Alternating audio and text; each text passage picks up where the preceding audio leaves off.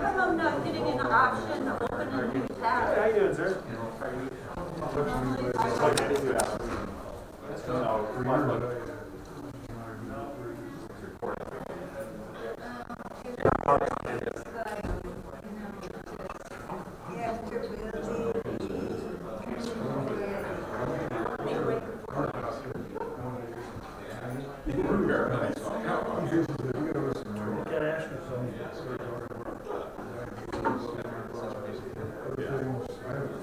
How you doing?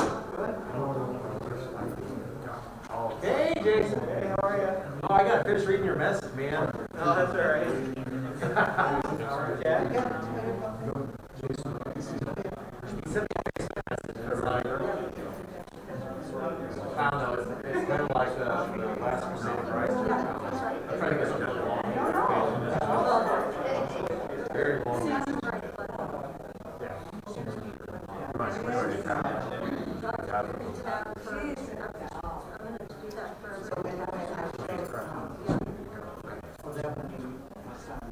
So, that's the decisions.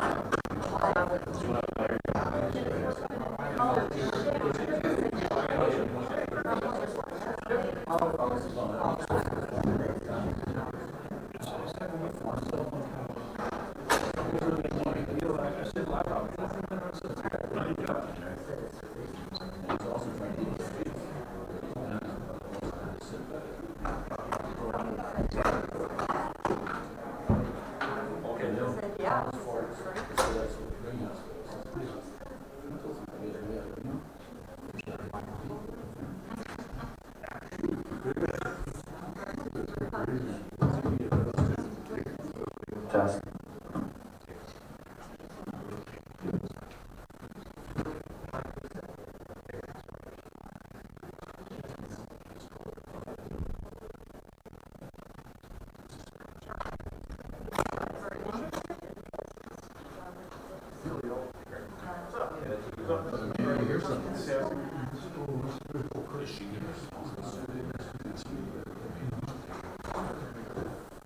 Hey, Joe. Garrett.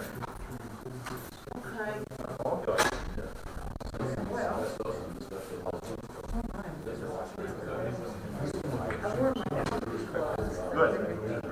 You'll be here a while. Hopefully not. And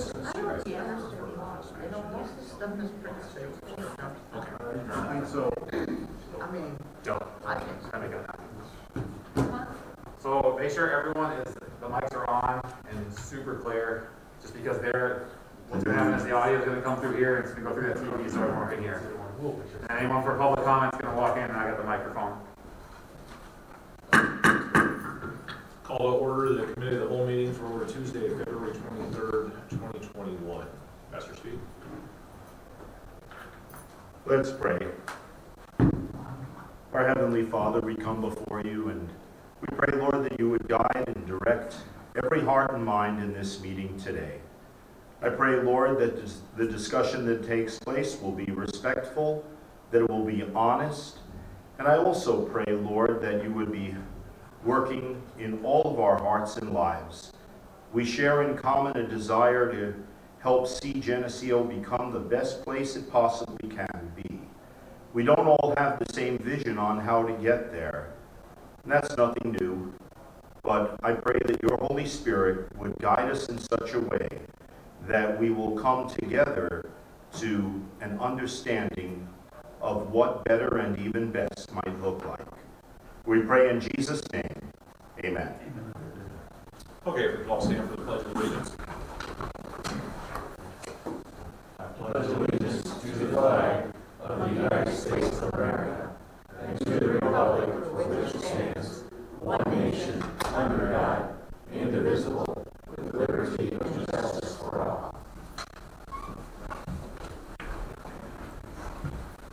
Brandon, roll call, please. Rothschild. Here.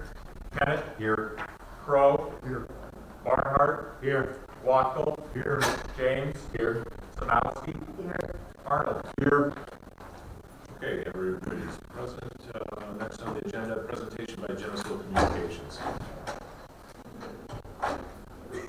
They have a 60-second delay. Geneseo Telephone Company.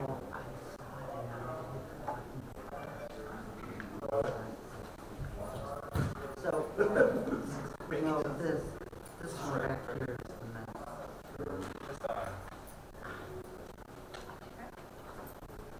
How you doing? Evening. Right here? Yeah, that'd be fine, thank you. I'm Mike McLean, CEO at Geneseo Communications. We appreciate you guys having us here today. This is Kate Kroger, our Vice President of Marketing, and Shane Winters, our Chief Operating Officer. In the city's strategic plan, one point in your mission statement says you want to become a smart, technology-connected city. And one of your critical success factors is to implement a citywide technology platform that supports modern-day communications. Well, today I'm pleased to be here to tell you that Geneseo Communications is here to help you accomplish these points. By end of year this year, we plan to spend $3 million to have fiber in front of every house and every business in the city of Geneseo. That said, I'm going to let Shane give you our build-out schedule.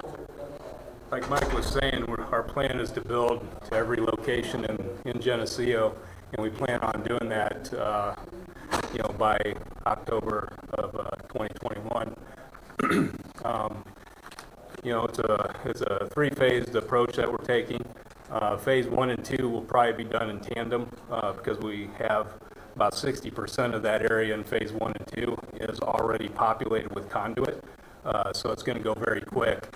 Phase 3 will be a little bit more lengthy, but we'll get it done, and we're very confident that we can get it done by October and have all customers lit up by the end of Q1 2022.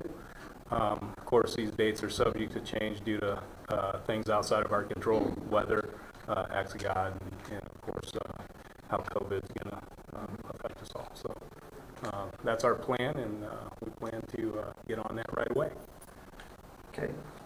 Don't need that, do I? I don't think so. Okay. Otherwise, no one else will go here. Oh, you would like me to? Okay, sure. Yes, please talk to me. Sure. As Mike said, my name is Kate Kroger. I'm the VP of Marketing for Geneseo Communications. And we're really excited to be able to introduce this for the city of Geneseo. And I know you guys have a super full schedule tonight, so I don't need to go through the whole bullet. I think you all got this ahead of time. Obviously, it's important for the growth of our company, but more important for the growth of Geneseo to provide this service to everyone who lives here in Geneseo. I offered up here, I wanted to show you guys what our promotional offers will be, which they're very competitive, as you can see. In some cases, much more competitive than what we have currently in Geneseo. So we're really happy to bring this offering to the community. I think it's important to also note and say a thanks to the City of Geneseo and also the Chamber for collaborating with us on the communication of this to everyone in Geneseo. One of the and we just launched it tonight, it just went live at 5 o'clock tonight, and that really was, we did the interactive map. We anticipate that people are going to be super excited about this when they hear about it, and they're going to want to know, when can I get it, when's it coming to me?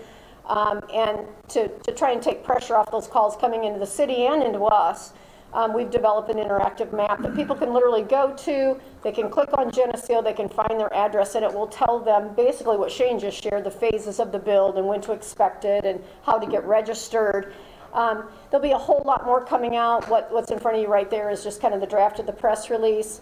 The timing of the announcement in the community and how we plan to deploy that. We're going to work real closely with the city of Geneseo on that, and also with Zach and the chamber on how we can best communicate this to everyone in Geneseo. So that's really all I had to say.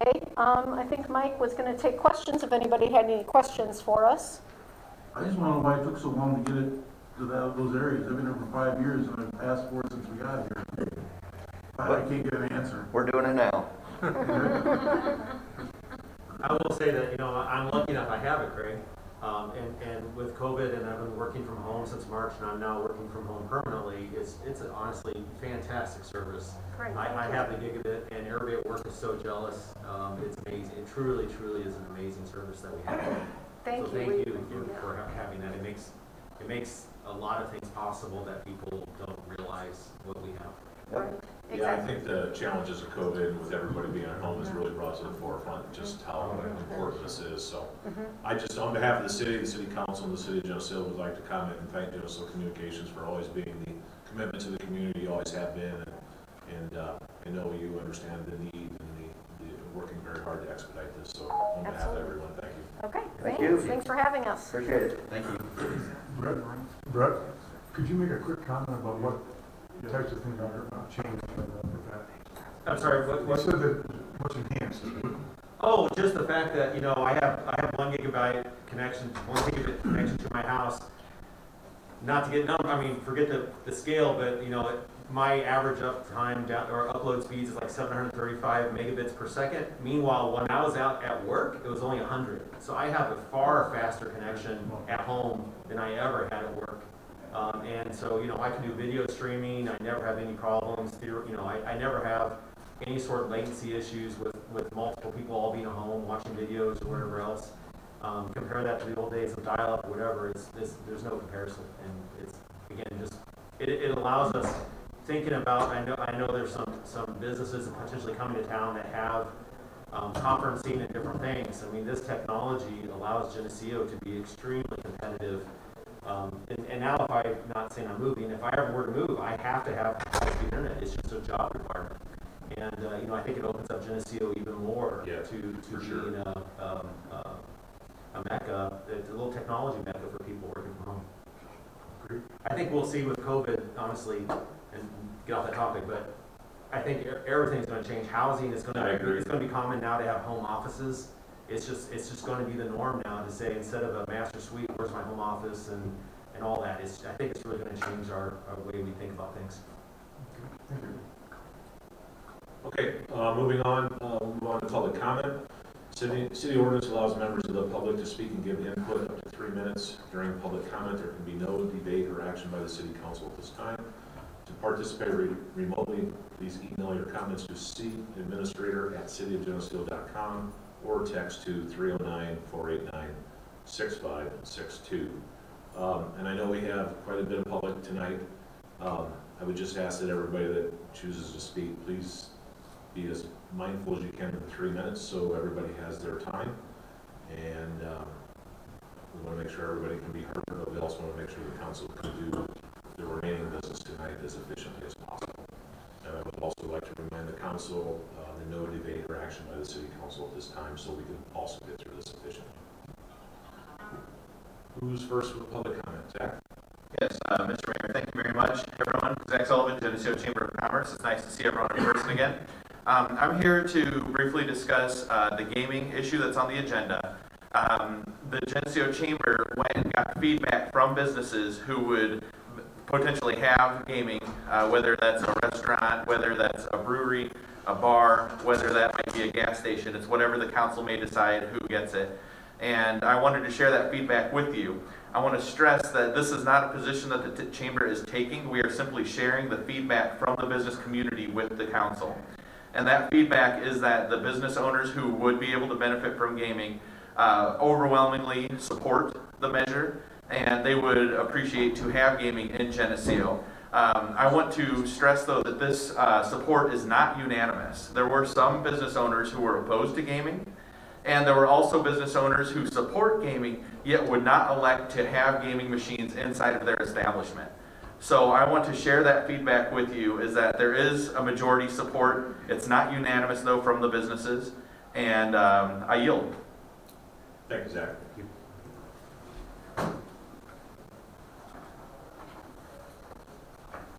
Talk about that, Mayor. Yeah, please. Is there any? Is it okay if I read the public comments that I've received? Please, yes. Okay. The first is from Ryan Shannon, Associate Pastor of Geneseo Free Church. He says, as a pastor in this community, I regularly minister to people who are facing hardships in every area of life. Being a longtime citizen of Geneseo, I realize this council is facing a particularly difficult set of financial circumstances. Please understand that your dedication to the residents of Geneseo has not gone unnoticed. But as leaders of this city, your first priority is to the well-being of its people, no matter the fiscal challenges that stand in front of you or future council members. We would all agree that gambling is a destructive behavior with long-term consequences. Over 10 million people in the United States are struggling with a gambling addiction. If that was not enough, Illinois has the 7th highest gambling addiction in the country.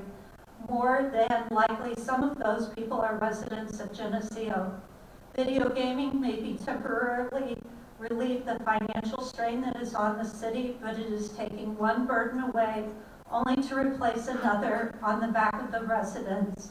For this reason, I stand opposed to the intended, quote, video gaming stations. The next is from Darian Miller. When the city decided to I'm sorry, that has to do with trash pickup.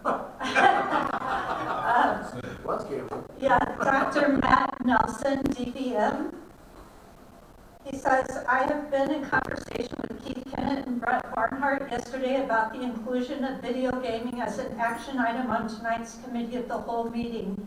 In my discussion with Mr. Barnhart yesterday afternoon, he said he didn't think it's the council's place to legislate morality. I do not want to apply to him, quote, or parentheses, I didn't think of it at the time, in parentheses, that legislation at its core is just that, legislation against morality. Sure, there is much legislation that goes beyond that, but at its fundamental level, we are told what is against the law for the moral order of society. Anyway, I digress. I really want to email the entire council ahead of tonight's meeting regarding video gaming. In my discussion with Mr. Barnhart, the topic of video gaming, its effects on society in general, and especially its effects on the population growth of Geneseo were discussed. I told him that in order for Geneseo to grow, we cannot allow gambling like this. When I am in a community that allows gambling in gas stations and bars, I immediately get the impression that the city is not family friendly and is only looking to make a quick buck, to put it nicely. That is not the community in which I want to raise my kids. With all of the negatives about Illinois and the mass exodus to neighboring states, I think Illinois' population loss last year was something in the neighborhood of 80,000 people. Why are we giving potential residents another reason to not choose us, especially when we're in direct competition with areas in Iowa that have so many positives going from them? You can argue, as Mr. Barnhart did, that as soon as a house comes on the market here in Geneseo, it is sold. But that is simply what I call resident replacement, because it is not actual growth. Growth is there if you attract it, and video gaming is not an attraction for the families we need to choose Geneseo. You can't simply continue to squeeze more money out of the same residents while at the same time decreasing the quality of life with the expectations that you can grow revenue in the long run. That will obviously eventually backfire. True revenue growth is in population growth. Until that is figured out, our city government will continue to struggle to raise revenues and cut expenses. There are communities in Iowa that do not allow video gaming, but that is not even close to the first thing you see in those communities. I had a second clinic in Bittendorf, when I drive past LeClaire every day. Exiting at the Middle Road exit, head down to 53rd and I'm at my clinic. Nowhere along my route do I see any hint of video gaming bars, restaurants, or gas stations. It is simply not something you see over there in that area. That in mind, we're in direct competition with recruiting residents. With Geneseo, everyone would see it as soon as they get off the interstate, and if it were me and my family visiting, we would drive on by, let alone decide to live there. I also discussed with Mr. Barker that my wife and I are seriously considering leaving Illinois when our youngest graduates high school in 4 more years. And by allowing video gaming in the Mayberry that is Geneseo, we would be that much more determined to leave when the time is right.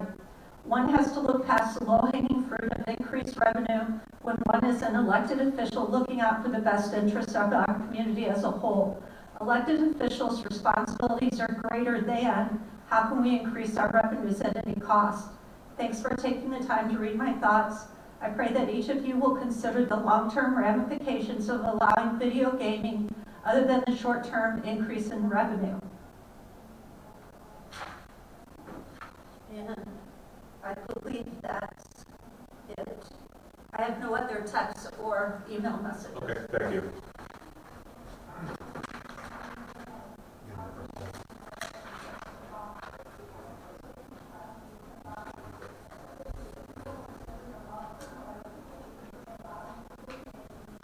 May I take this off? Thank you. It's really weird to come in here and see what was going on before. It's still going on out there. That's strange as can be. My name is Gary Joyner. I live in the 4th Ward. Can you hear me? My name is Gary Joyner. I live in the 4th Ward. And before I talk to you about the subject that's here, I'd like to express my deep appreciation for each one of you that take the time to use your skills and use your time to serve on the council. I deeply appreciate it. It's the first time I've been able to see you, Mr. Mayor, since you got elected. Congratulations. So, very briefly, I just want to express my opposition. But how can I be opposed to something so wonderful as gaming? My, anybody would like to play a game, wouldn't they? Gaming, it's a euphemism for gambling. And most of us in this room are old enough to remember when any form of gambling, even in your home, if it was for money, was illegal. Today, making it legal doesn't make it right.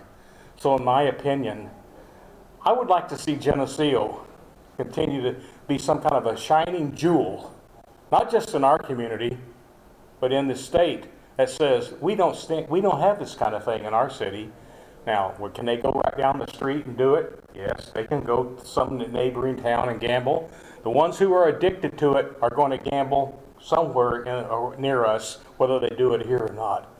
What can we do? We can reduce the temptation that's in our city for someone who might get addicted to it if it wasn't here, and they wouldn't get addicted to it.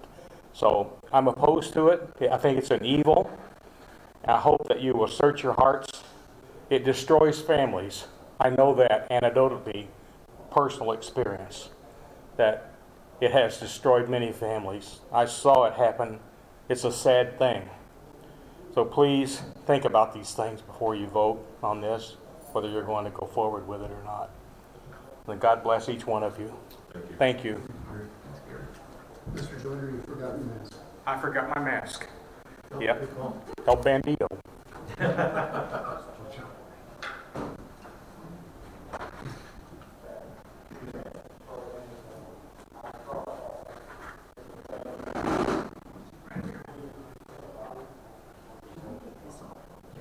Yeah, you can take that, please. Sorry to take this up. Oh, yeah.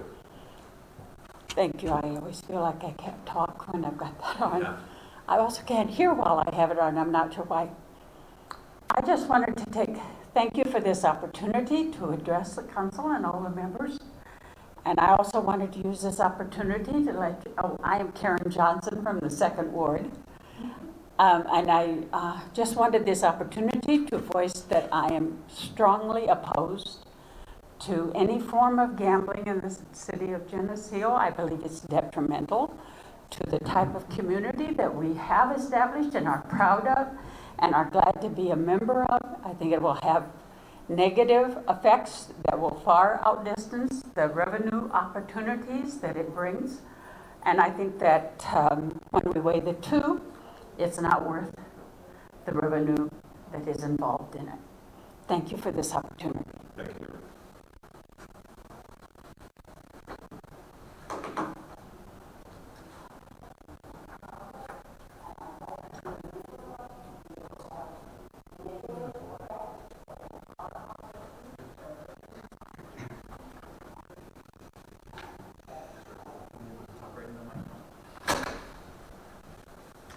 Hey, can I take the mask off? I think you'll hear me better. Yeah, I'm David Nelson.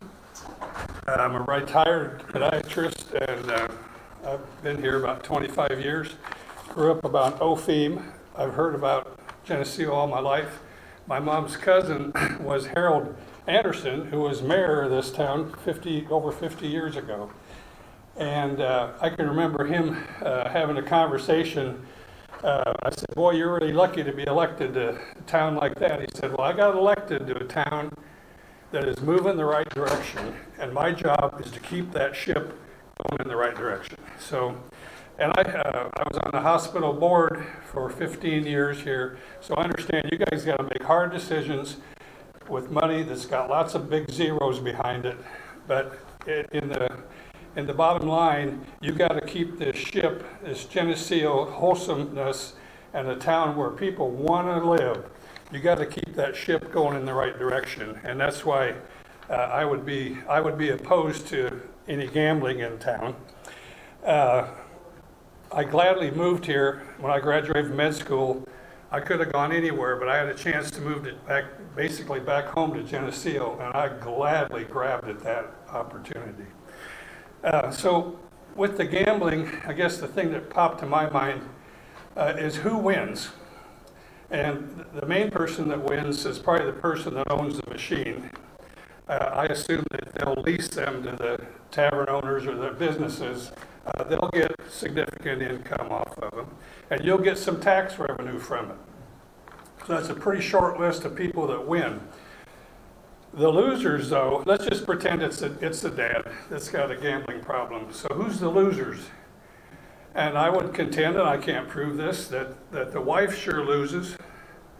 And I would contend that his kids sure lose because they don't have the money. All that money, the profit that goes to the machine owner, the machine operator, and the taxes, that's money that family doesn't have. It may make them harder to pay their rent. It may make it harder for them to go to the other stores here in town and buy products. I don't think Farm and Fleet would benefit from this much. You know, that guy loses $50 a month, and that's $50 a month he's not going to spend here in town.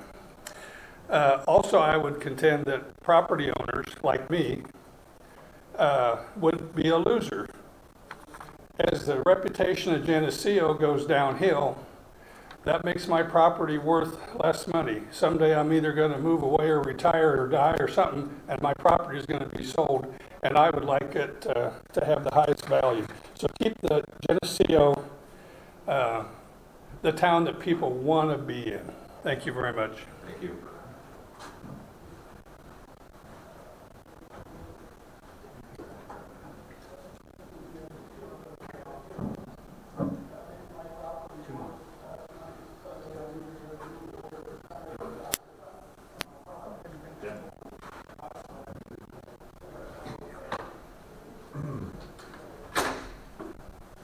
Good evening. My name is Paul Kane.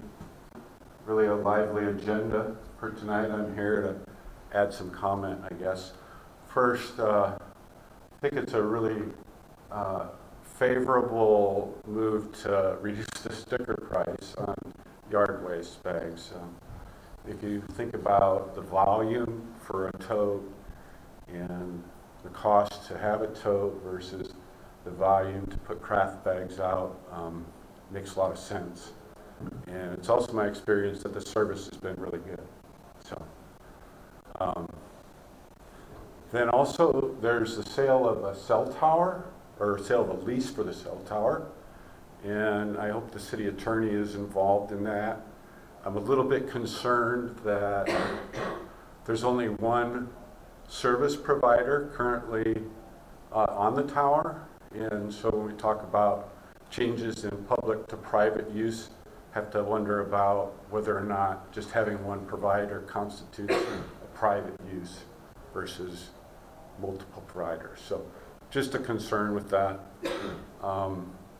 And also, since it's a 99-year question, I don't know if there's been consideration for decommissioning or something along those lines, but if we're talking about selling a lease agreement, then that certainly becomes fair game. Finally, what I'm hearing a lot about is the video gaming question again, and if you look at what's available now, you can understand that you can buy lottery tickets, you can participate in gambling online. There's a lot of ways that you can choose to exercise gambling.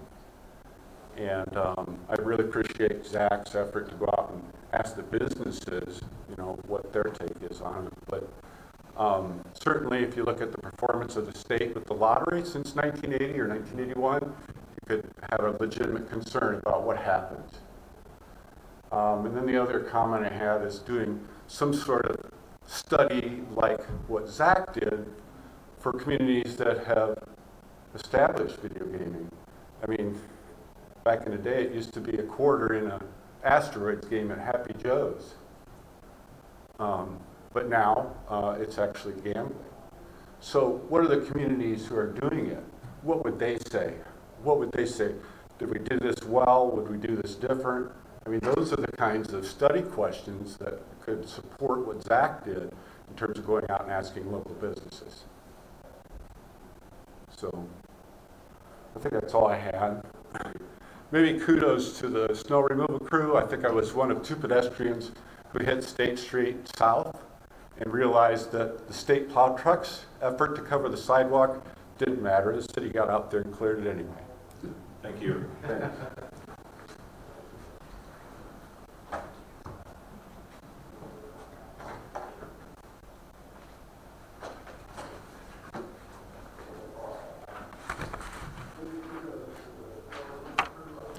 Thank you.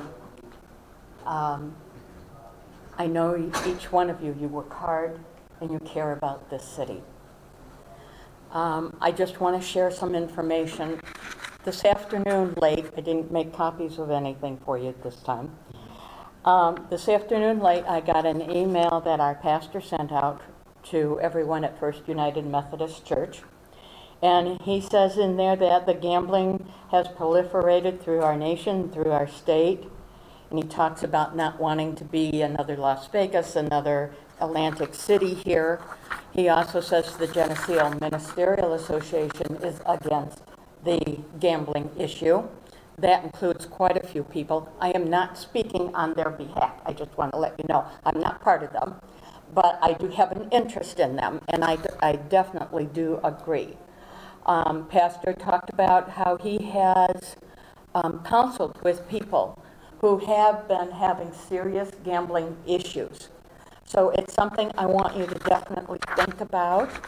Again, I am not speaking on their behalf, but I do go to various churches sometimes, and these are some petitions which I can have filled out for you for 2 weeks from now to discourage this amendment. And I'm perfectly capable of doing that, some of you may remember. I have a couple other things. Okay. Our city is an awesome city. We have a history of great history, a history of reaching out to people, of saying, no man can own another man. We reached out to slaves coming in so that they could be moving on to freedom. We reach out for one another. We help one another. Instituting gambling and making a little bit of money off of it is nothing. Actually, the city would get 1 penny, 0.6 out of every dollar spent in this. The big winners, okay, the state of Illinois is going to make 25%. They're going to make a quarter. You're going to get less than 2 pennies. The people who own the bar or establishment are going to get 35%. Yes, those people tell you that they want this. Why not? Okay? And the people who own the machines are going to also get 35 cents or 35% of the profit. You get 1 penny, 0.6. Really? Are we going to sell our birthright for porridge? I know the city needs money. Everybody does. But during this time of economic issues, especially due to COVID, people are upset and they are more apt to gamble. Why put it in front of them?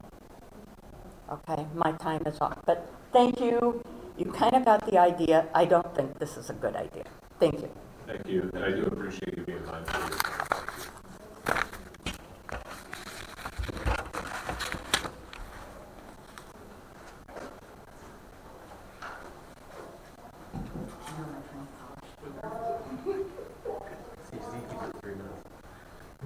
I actually practiced it twice.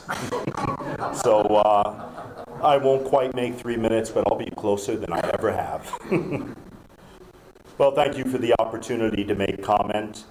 Over the past several years, I've seen the topic of video gaming come before the Geneseo City Council 3 times now.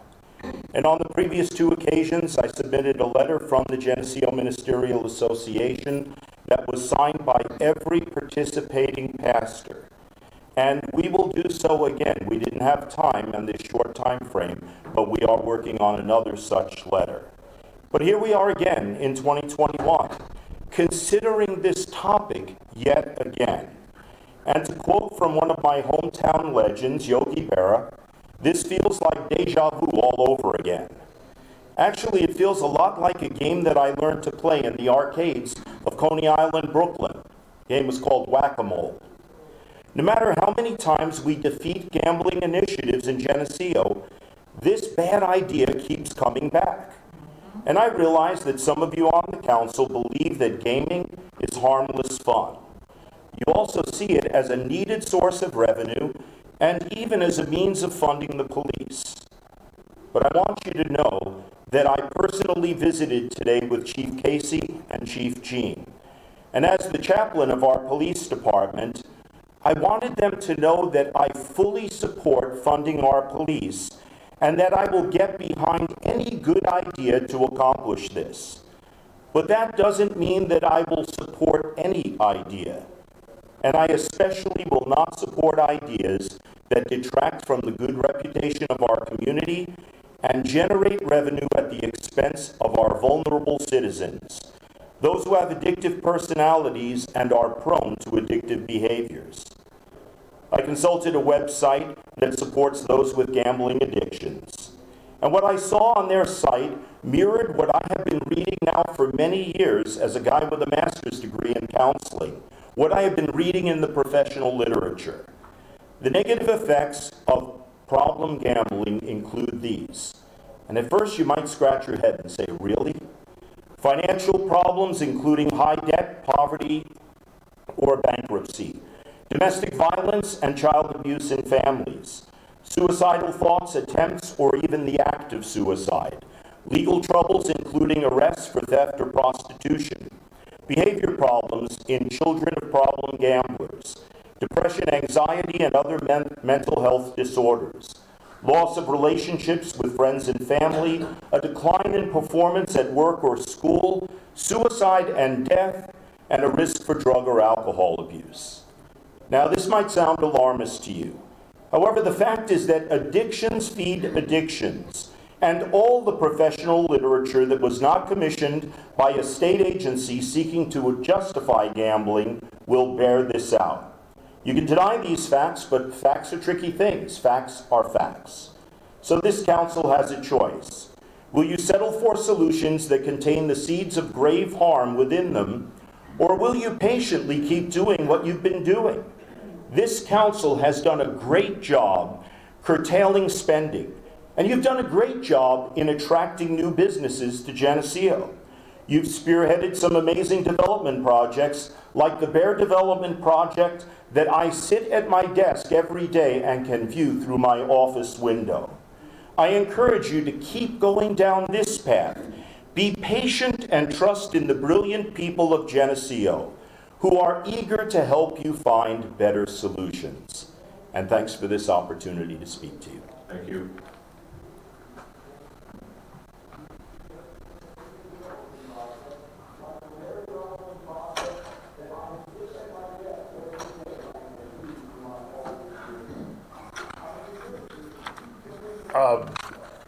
My name's Chris Lieben. I own Lehman's Bar and Grill, and once again, I feel like Satan talking after all the ministers of the town here.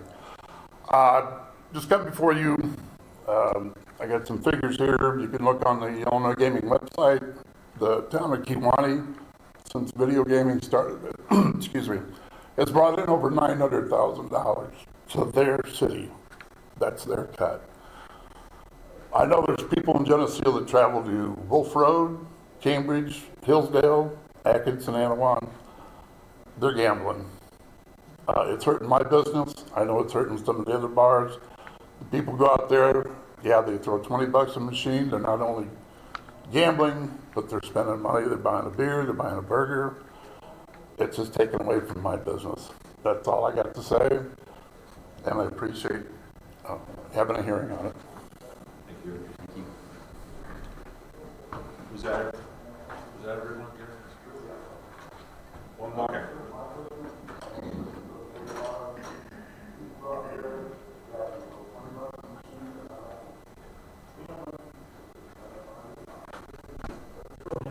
Hello everyone. Jason Robinson, I feel like I'm home. I just thought I'd comment on the video gaming. I think this is the third time it's been addressed since I've been in Geneseo that I know of. And my main concern is I think it's very expensive free money. As noted, I know a lot of decisions when they're made out of fear, whether it's fear of making your budget or fear of not seeing things develop the way you'd like as a council with our city management. I think getting 5% on a dollar is expensive money.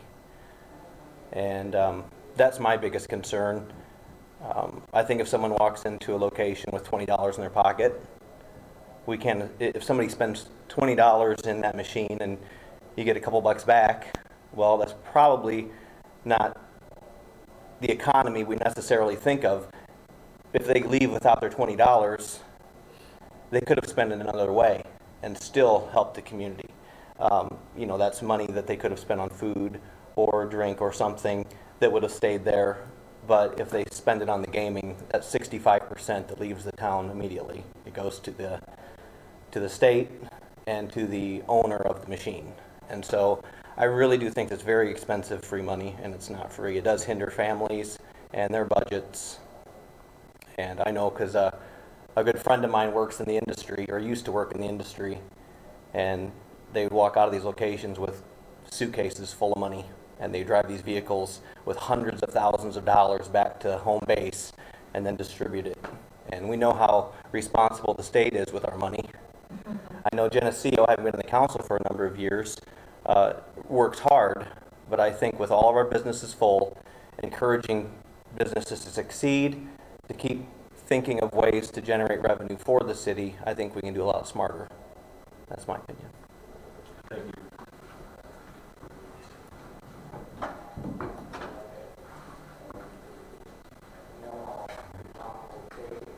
Okay, moving on to mayor's comments. I believe Brandon's going to play a real quick video here of a little salute to our workers that I did for the Illinois Municipal Utilities Association. Mayor for the City of Geneseo. This morning I'd like to take an opportunity to acknowledge all the workers, the all stories of the police, the fire, the EMS, healthcare workers. My name is Sean Johnson, Mayor for the City of Geneseo. This morning I'd like to take an opportunity to acknowledge all the workers, the all stories of the police, the fire,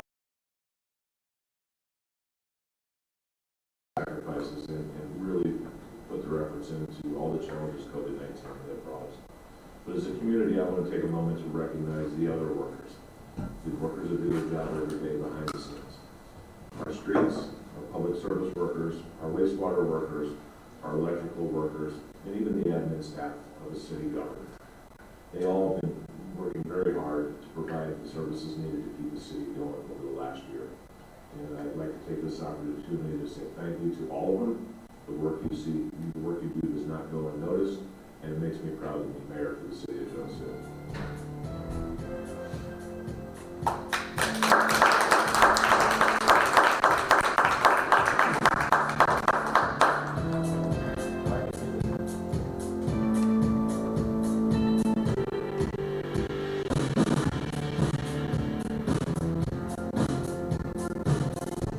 Brandon, would you like to add just a little more what that's specifically for? So the reason we shot that was, thanks, Gary. For the Illinois Municipal Utilities Association invited all of their member organizations to make videos with the mayors thanking the municipal workers, and they're going to do a compilation and play it at their summer conference, I believe, down in Springfield area. Yeah, it's okay. In May, yeah. So that'll be shown in front of all the members and people that attend that conference this summer. Sean, I'm a little disappointed. I thought when the music started, you were gonna like drop a beat or something. we had a few takes of that, believe it or not. I'll do a mayor rap. Okay, moving on, city council comments. Anyone? You know, just as I was looking at the agenda tonight, a suggestion for the future, and I've already mentioned this to Joe, and I know that there's been a request to bring expenditures for, traditionally we've only talked about things that went over budget. And so I would just ask that maybe in the future, instead of us actually voting on things, it's just part of the city administrator's comments on, hey, by the way, here are purchases that we're going to make. And we still only vote on things that are actually going over budget. That way we're, I think the goal was to bring awareness, but not necessarily have a I think we can find a way to evolve the process, and I get the point. For me, it was more important than just because we passed a budget on January 1st of a given year that an expenditure at that time that was budgeted might not still be a good idea come October. Sure. When things like COVID are thrust upon us. And I know last year it was kind of uncomfortable when we're taking delivery of new vehicles and we're determining staffing numbers and things of that nature. So I just wanted to make sure that even though it's budgeted, we circle back in some capacity that the council understands, and we just take that real time look at things, even matters of freedom. So I take the point, and I think we can evolve. Or at least have a line, because I don't want to start talking about $1,000 capital purchase. And yeah, correct. Yeah. No, I'm with you though. I love talking about it. Yeah. Anyone else? The city administrator comments, item number 8. Well, first, I'd like to give credit to Jamie. She was in charge of our 2020 decennial census, and I received a letter from the State Department that says, with your support, the region exceeded the national self-response rate of 67% and had the highest self-response rate among all regions of 69.8%. That's huge. So we exceeded every other region in Illinois for self-response. Then I'm not going to read through all of this, but I've been asked repeatedly, what's the plan? What does the city plan to do to not continue to have to go back and raise the tax levy and kind of continue going back to the same pot of money and increasing taxes? As we showed a couple weeks ago, our revenues are really flat, but our expenses are continuing to go up. And come 2024, that really begins to be a problem. So obviously, number one on the plan is to continue to look for sources to increase revenue. We're going to be talking about police bonding. I'll also give kudos to Jamie. This was initially her idea. She and I talked about it, and it's an amazing, amazing opportunity for us to save a whole lot of money. And then looking at ground, looking at development around the interstate. We only have a little bit of property that we can declare as surplus. Some of it that we thought we could declare really doesn't work. But we need to continue to maintain our tight budget, prioritize expenditures. We've got to build reserves in our enterprise funds, because if they get hit with anything large and there's no reserve, you don't recover. We're going to continue to streamline city processes and look for technology to perform tasks more efficiency.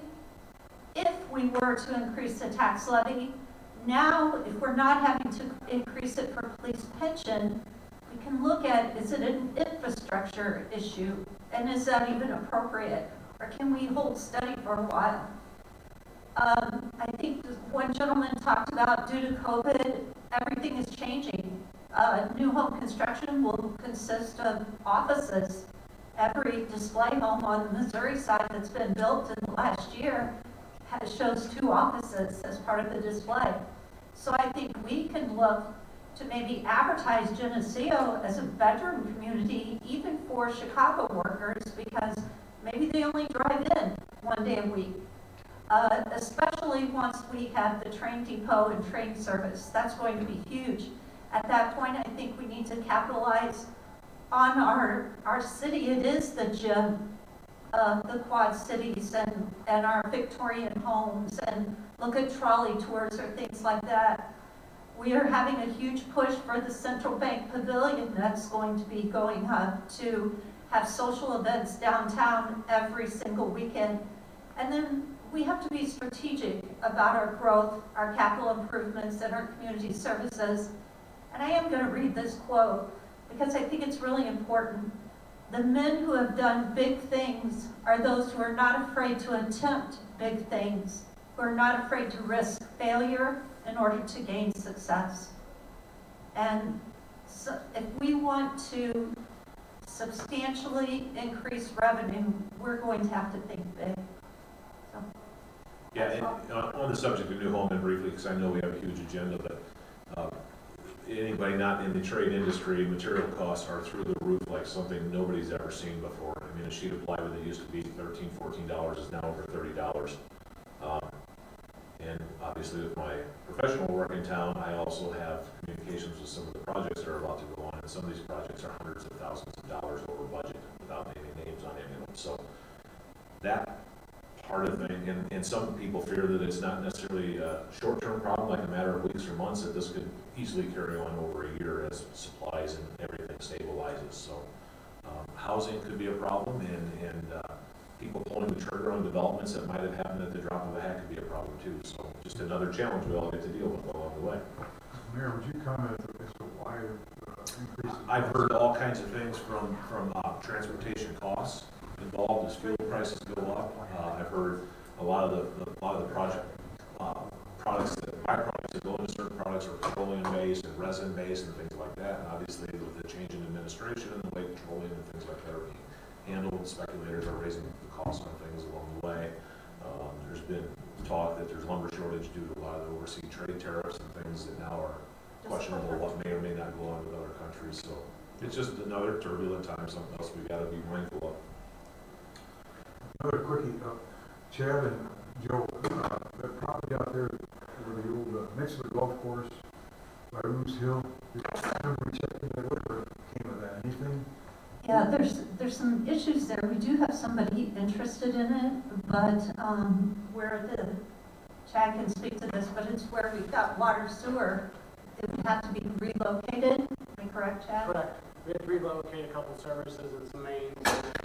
Is it a possibility that something might happen Well, the there? problem is the cost to relocate those things is probably exceeding the value of the property. Okay.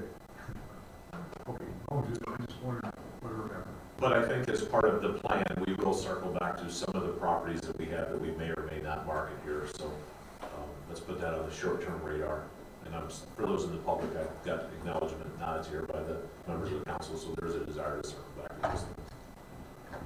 Okay, that it, Jennifer?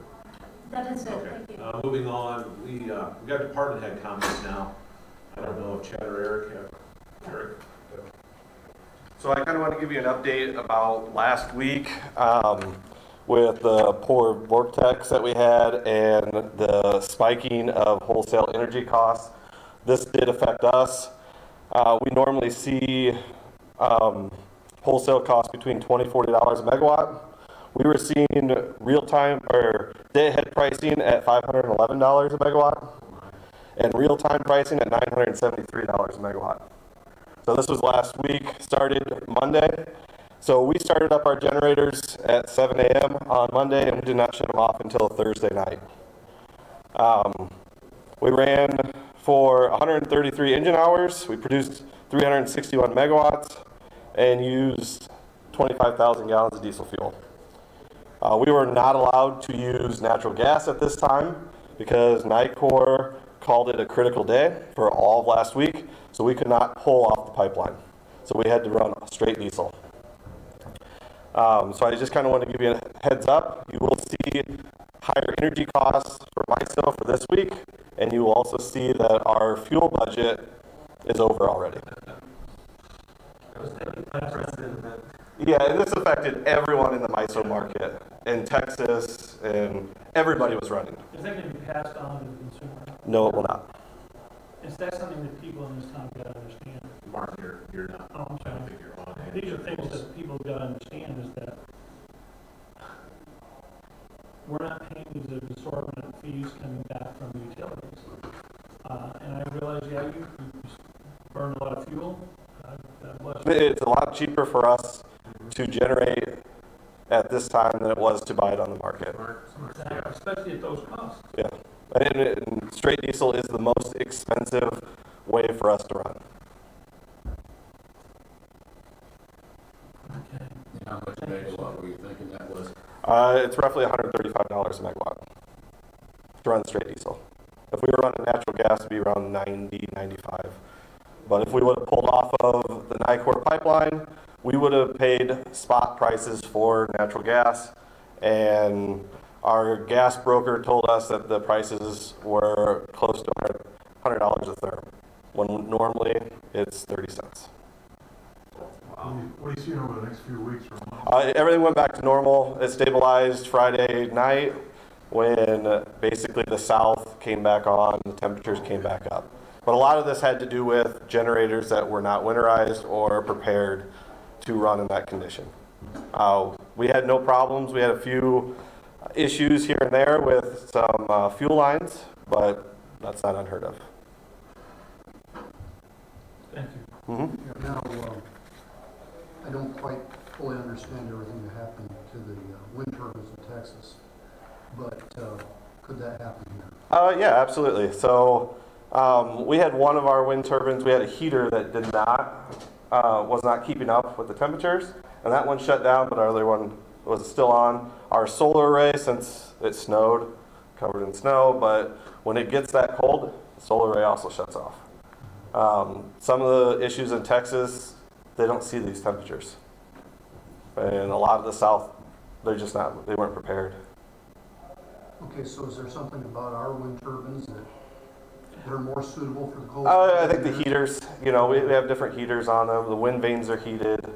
There's times that we do have to go up there after an ice storm and thaw out the wind vane and anemometer. But yeah, it happens. I think it just shows the benefit. You know, we had a lot of discussions last year about having our own electrical service. I mean, because you guys absolutely and I kind of briefly thought about it, and I was like, they've got it. I didn't, it wasn't something I even thought about. So fantastic work. Yeah. So I mean, we are able to run the whole city, coldest day or hottest day, 100%. I mean, it wouldn't have affected us unless the lines were down. maybe it's a good time to start a firewood business. Because I know I've used so much firewood this year, it's Yeah. unbelievable, and I'm not complaining, but, wow. I appreciate the explanation of the council. I know we talked last week here within the first. Yeah, it was pretty chaotic, I but appreciate we got through it. Council up to speed. Chad, do you have anything? Sounds great, thank you. Great job. I just got two quick updates real quick. The second week of March is going to be real crucial. We've done a bunch of submittals for the wastewater treatment plant and all the loan documentation for Fisher and Visserine. Both of them are going to start the second week of March. McClintock is going to start the second week of March also on Ash Street lift station replacement. And then Miller is going to start maybe on the 9th of March on the drainage project. So, super. Thank you. Yep. Chief?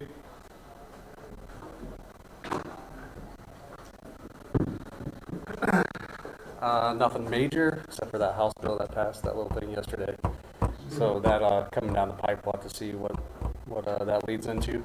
There's a lot of uncertainty with that right now. We have a new hire that will be starting March 8th. So next council meeting, I plan on bringing her in so you guys will be able to meet her. And that's about it. Okay, thank you. Okay, moving on to the agenda under administration, item 10.1, discussion of resolution R-20-02, approving carryover expenses from fiscal year 2020-2 to 2021 concerning the Ash Street lift station, northeast drainage control panel for east iron removal plant, and a hydraulic jackhammer. So we had these expenses budgeted for the 6-month budget, and these items didn't happen during the 6 months, so we're just asking to carry them over to this year's budget. They're already in the works. I'll make a motion to recommend to the City Council Resolution R-2102 and put it on the consent agenda. Second. Motion by Barnhart, second by Arnold. Roll call. Kenneth? Yes. Crowe? Yes. Barnhart? Yes. Wackel? Yes. James? Yes. Samowski? Yes. Arnold? Yes. Rothschild? Yes.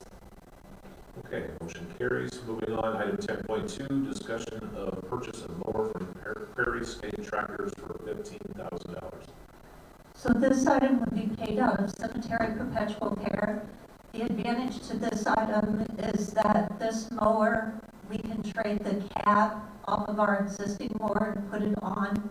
But this is actually budgeted for next year, but if we wait till next year and we buy a new mower, the cab that we have, there's been a model change and it won't fit. So Chad thought this was a good buy for us. It's got 400? 210, it's in the next picture, but it's got like 220 hours on it. Like she said, the model can maybe change it possibly next year, so the cab that we have on the park mower can go on to this mower. That mower would cost us roughly $24,000 next year. Buying a 2-year-old mower is not really going to hurt us. It has like 227 hours, and the biggest thing is it'd be about $6,000 savings in a year for 200 hours, and the current mower has And we'd be able to use the cab. 5,000 hours on it. Motion to recommend the City Council purchase used mower from Prairie State Tractor for $15,000 and put it on the consent agenda. Second. Motion by Wackel, second by Arnold. Roll call. Crowe? Yes. Barnhart? Yes. Wackel? Yes. James? Yes. Samowski? Yes.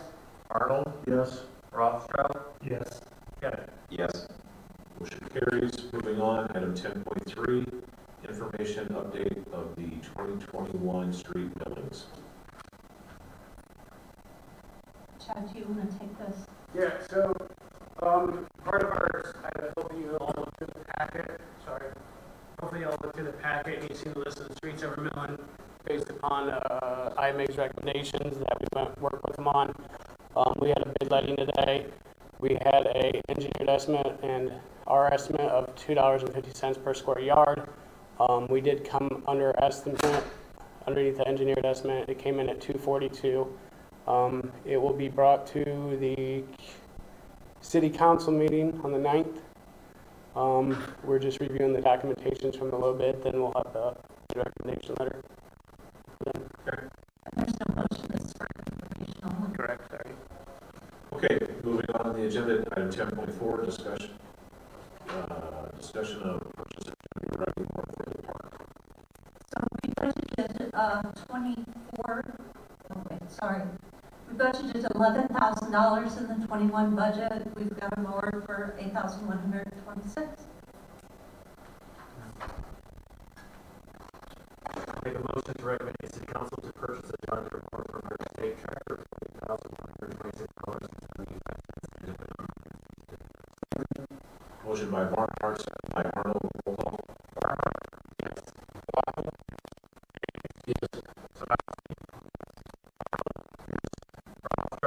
Yes. Yes. Motion carries.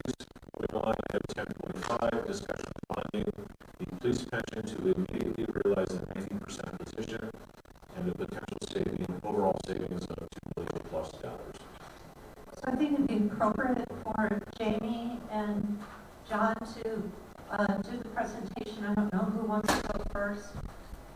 Sure. All right. So this is on, okay. Mask off, correct? Yep. Okay. Thank you. Thank you. Appreciate the opportunity to be here this evening. We prepared a brief presentation for the council to consider this evening. My name is John Vizzetti. I work for Bernardi Securities. We're the municipal bond underwriting company who's assisted the city since 2013 with a number of, or all of your bond issues for that matter. And last week we had a discussion with both city administrator and finance director regarding a potential bond issue that would be used to fund the police pension plan. Okay, and what we've prepared in this analysis is kind of a cursory look, or again, for informational purposes, what that bond issue would look like in terms of budget relief and savings in general for that plan. So what you're looking at here on page 3 is, you know, just a chart showing you where interest rates are in general, you know, versus hearing it from a guy in a suit showing up at, 7 o'clock for a meeting. This is something tangible to look at. The very far left would be interest rates back in the 1980s.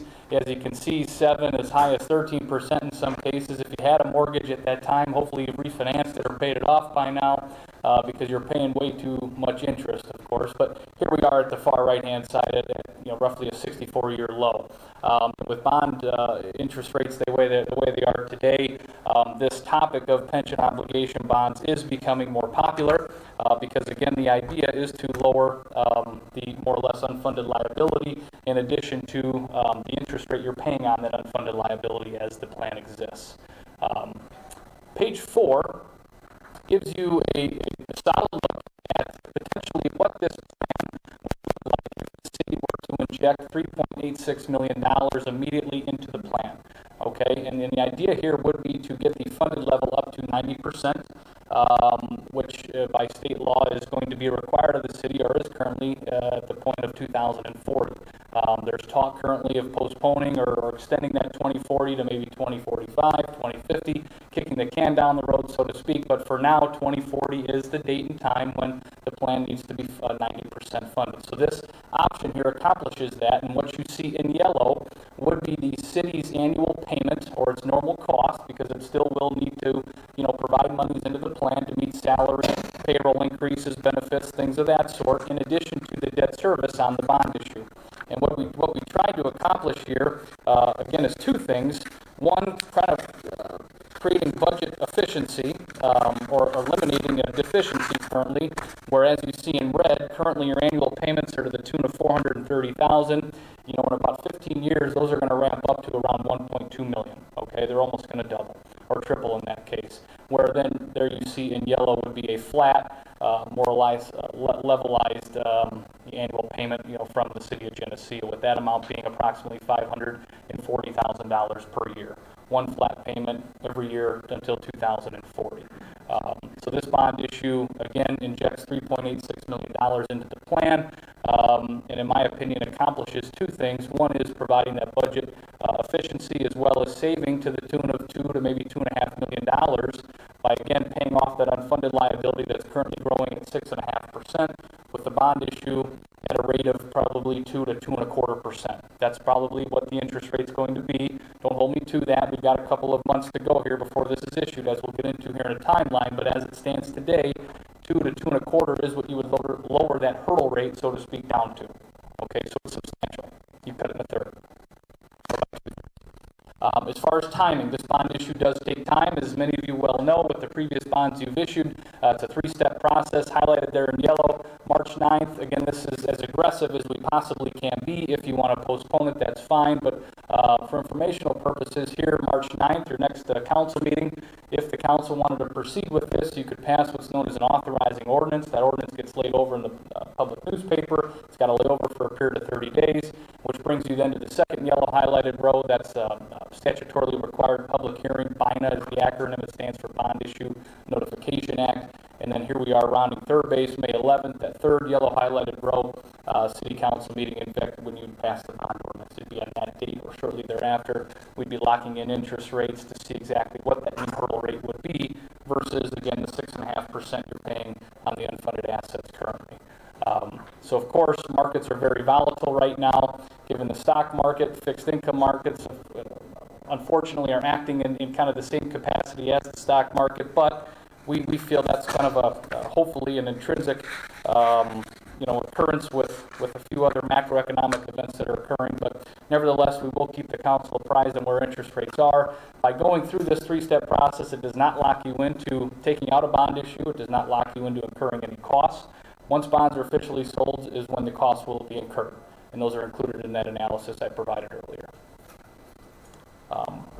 I tried to be very high level as possible. No one fell asleep, so I did okay, I think. But are there any questions of me about any of this?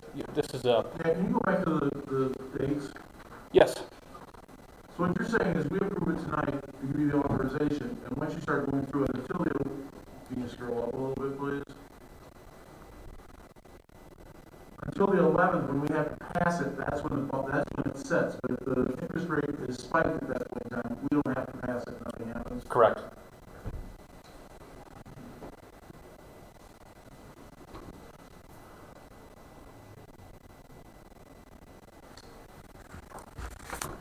I'll make a motion to recommend the city council to move forward with bonding the unpaid portion of the police pension up to 90%. Second. Motion by Barnhart, second by James. Roll call.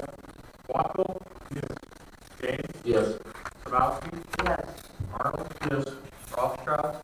Yes. Kenneth? Yes. Crowe? Yes. Barnhart, yes. Motion carries. Thank you. Okay, you're welcome. Thank you. If I could just say once again, sometimes I'm extraordinarily proud of my staff. And for Jamie to come up with an idea that can save us $2 to $2.5 million, it's phenomenal. So kudos to her. Very, very smart woman. Yeah, I think the biggest eye opener is what those liability payments look like to us as we go through years 2030 through 39 as the window closes, because I don't know what we would do as a city. So, thank you. Moving on to item 10.6, discussion of legal review of the Code of Ordinances through Municode.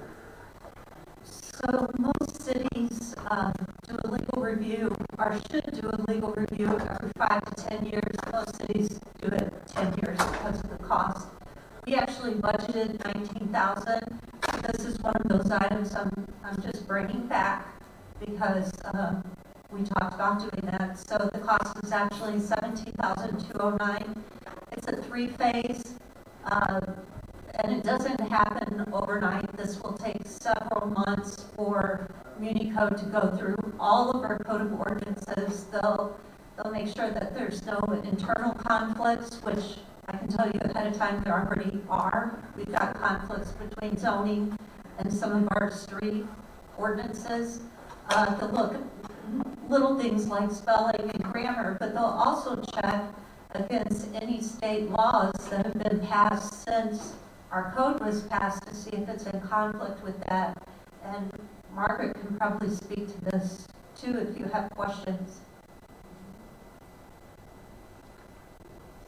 I will say that most communities do this regularly. And you're right, Joe, it makes it easier to search. It's all up to date. There's no conflicts. No older and repealed ordinance are removed. It just gives you a good, clean set of ordinances. Would they make any recommendations on ordinances we might be missing? Like, hey, we've noticed that you don't have anything addressing blah, and that's actually, you might think about, is that's not probably for me? No. What about ordinances that are basically passe, they're not really I mean, like your ordinance or in your charter where it says women cannot vote. Yeah, that'd be good. Yeah. That'd be good. You tell my wife, because I'm not gonna. Well, that's your charter though, so, well, they will point out when an ordinance is now either unconstitutional or repealed by state law, such as that. But not necessarily redundant, like if we have an ordinance that mirrors the state law, then it's kind of redundant. They probably wouldn't catch that. Yeah, they won't know. Any other questions today? To me, this is an open, we need to do it. Yeah. No, I agree. I'll make a motion to recommend that the city council to approve the agreement with identification of municipal code and to put it on the consent agenda. Second. Motion by Rothschild, second by Arnold, roll call. James? Yes. Samowski? Yes. Arnold? Yes. Rothschild? Yes. Kent? Yes. Crow? Yes. Barnhart? Yes. Wackel? Yes. Okay, motion carries. Moving on the agenda, item 10.7, discussion of eliminating red door tags for past due payments. So the leadership team and mid-level leadership team, we do what's called start, stop, continue. And this is something that was unanimously agreed upon to stop. We send out a bill the last day of the month, and then the customer has until the 21st of the following month to pay the bill. If they haven't paid it by the 25th, so 4 additional days, we then send them a late notice letter, and they have 10 more days to pay their bill. If they still haven't paid it, then we issue a red tag, and they have to pay it within 24 hours. There's a couple problems with it. One, it's not a huge cost savings to eliminate red tags, but it is a nuisance, and the customers are being notified repeatedly. And what we would continue to do if you agree to eliminate red tags, if we have somebody and it's their first time they're ever late, or maybe even their second time, or it's a business that, we would never just shut them off, because what we do, and Jamie, you can jump in any time, we go to a 30-30 plan, so they're on for 30 minutes or off for 30 minutes. But businesses, Sarah brings that list to me, and either she or I call any businesses, because we don't even want to go in and red tag a business, because people are embarrassed, and I don't want to walk in with something like that and their customers see that. So there are some privacy issues, even for residents, to have that hanging on their door. I don't know if it's a good thing that they're embarrassed and then they pay their bill, but we have so many repeat offenders that I don't think red tags are any inducement to pay their bill. And I did go through this with my previous city. At the first month, there were people grumbling. We make a big effort to notify everyone. We'll put it in the bills that this is going to happen. We might even should send a letter to some of the frequent flyers saying, hey, just so you know, we will no longer be doing red tag. We'll put it on our Facebook. We'll put it on our website. And there'll still be some people who say, I didn't know. But I don't know of any normal company that gives you 3 notices. And I think this is something we can easily eliminate. I'd like to see us do it. I'll make a motion to recommend the city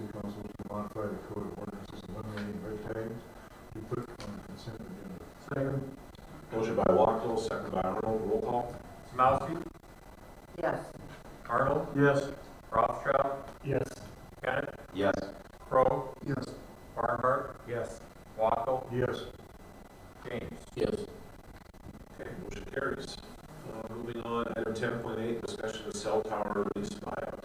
Could I make a motion on the cell tower lease to table it for now? We got some information come in. We'd like to put some more information together before we I'll second that. make it. Okay, motion by Arnold, second by Barnhart. Roll call. Arnold, Yes. Rothschild, Yes. Kenneth, Yes. Crowe, Yes. Barnhart, Yes. Wackel, Yes. James, Yes. Samowski. Yes.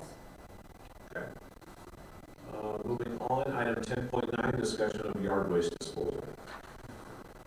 So it was brought up that would there be a possibility if the city started picking up yard waste, would it bring in enough money to hire another person for our street department and cover their salary?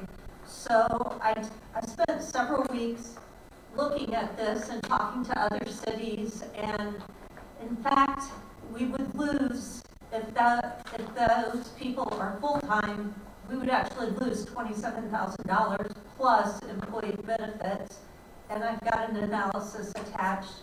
I also reached out to other cities that do this, and unanimously, they have told me that they either, one, lose money, or two, they lose money and they're looking to privatize it. I reached out to Republic, who is our yard waste carrier currently, and I got a list, and I do have a copy for every alderman, but it's pricing for the surrounding cities. And we have 2 cities below us, and I think we have 5 cities that are higher than us. And according to Republic, we have kind of the diamond package, for lack of a better word, for trash, recycling, and yard waste pickup. One of the problems with the city doing yard waste pickup is it would take 3 workers, 3 days a week, 6 hours a day for 7 months out of the year. So that means even if we hire a worker, we've got 2 existing workers that are no longer doing cemeteries, parks, sidewalks, any of that. And if we go to bags, we cannot burn grass and leaves at our burn time. That would not be a good idea. So those bags, they're going to have to look through them. If there's sticks on top, there could still be grass or leaves in the middle or the bottom. So it's not efficient. And one of the cities that was really open with me was Kiwani. And he shared that it's not an efficient system for them, and they lose substantial amounts of money. So when I was talking to Republic, they said what could help us is reducing the cost of our tags. We are the highest for tags. We're $3 for a tag that you put on the back. Most cities are either $1.50 or they have a yearly fee between $135 and $115, I think. And so if we would extend for 2 years, they would lower our tag amount to $1.50 per tag. And I think we've got a really good deal with Republic. The last time we went out for RFP or RFQ, Jamie might have been here. Maybe Brandon. I think I have been told that we didn't get bidders, that people either couldn't handle us. They didn't like us. Yeah, and it is a testament to how nice our town is. Republic hauls more yard waste for the city of Geneseo than any other city, including Atkinson. We have more tonnage of yard waste. So people are picking up their limbs, they're trimming their bushes, they're taking care of all of that, but they haul a lot of yard waste. And I just don't think it's a good thing for us to do, but I would like for us to consider extending the contract for 2 years, which currently expires December of '22. So really, that's 2 years away, so it's in effect doing a 4-year extension. There's an increase each year, and year 3 and year 4 would go up, but it's at the same rate that it's been going up, and the contract proposal is attached. Is there any reason if we just extend that, is there any requirement that we have to go out for bid again? No. You don't have to, but it's something you want to do occasionally just to keep people honest. Yeah, I think we need to do our due diligence, and there are ways to do some sort of calculus without potentially going out for bid. Because it's also hard to go out and ask somebody to give you a bid when you're in the middle with 2 years left on a contract as well. But I do share your concern, not concern, but the idea to make sure this is a good deal.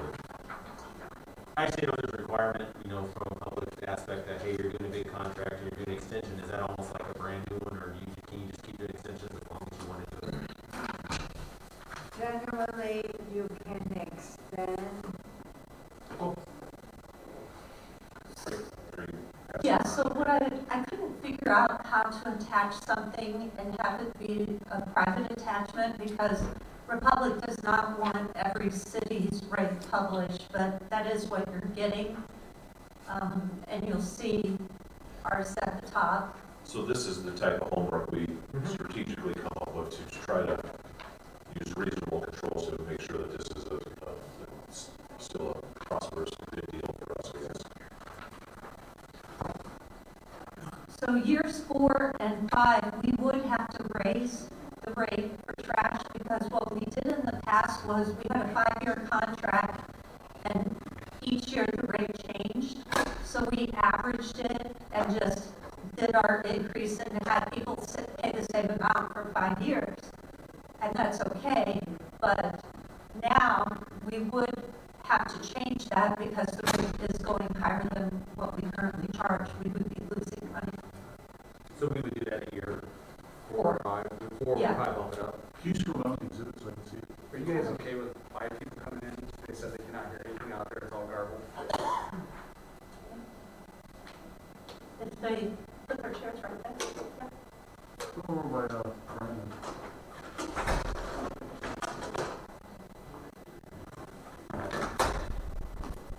So with this motion, we're approving this.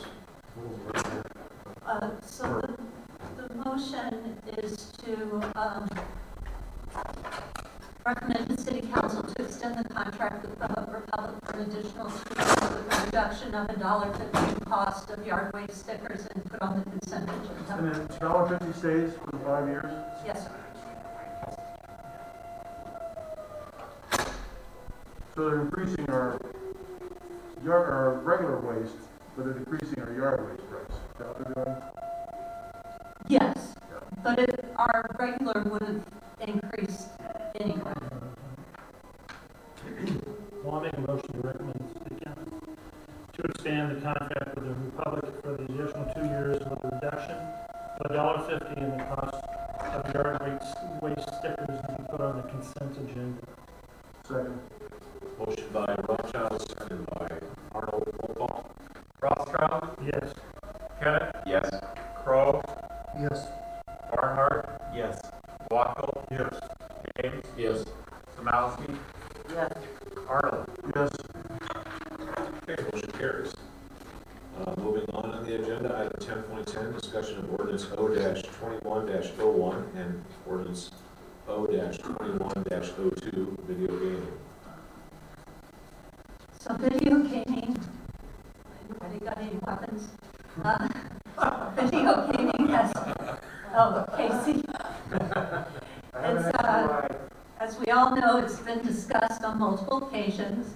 It was put on the referendum, not because it had to be put on the referendum, but I believe because the council in 2012 just wanted to gauge the public's temperature for it.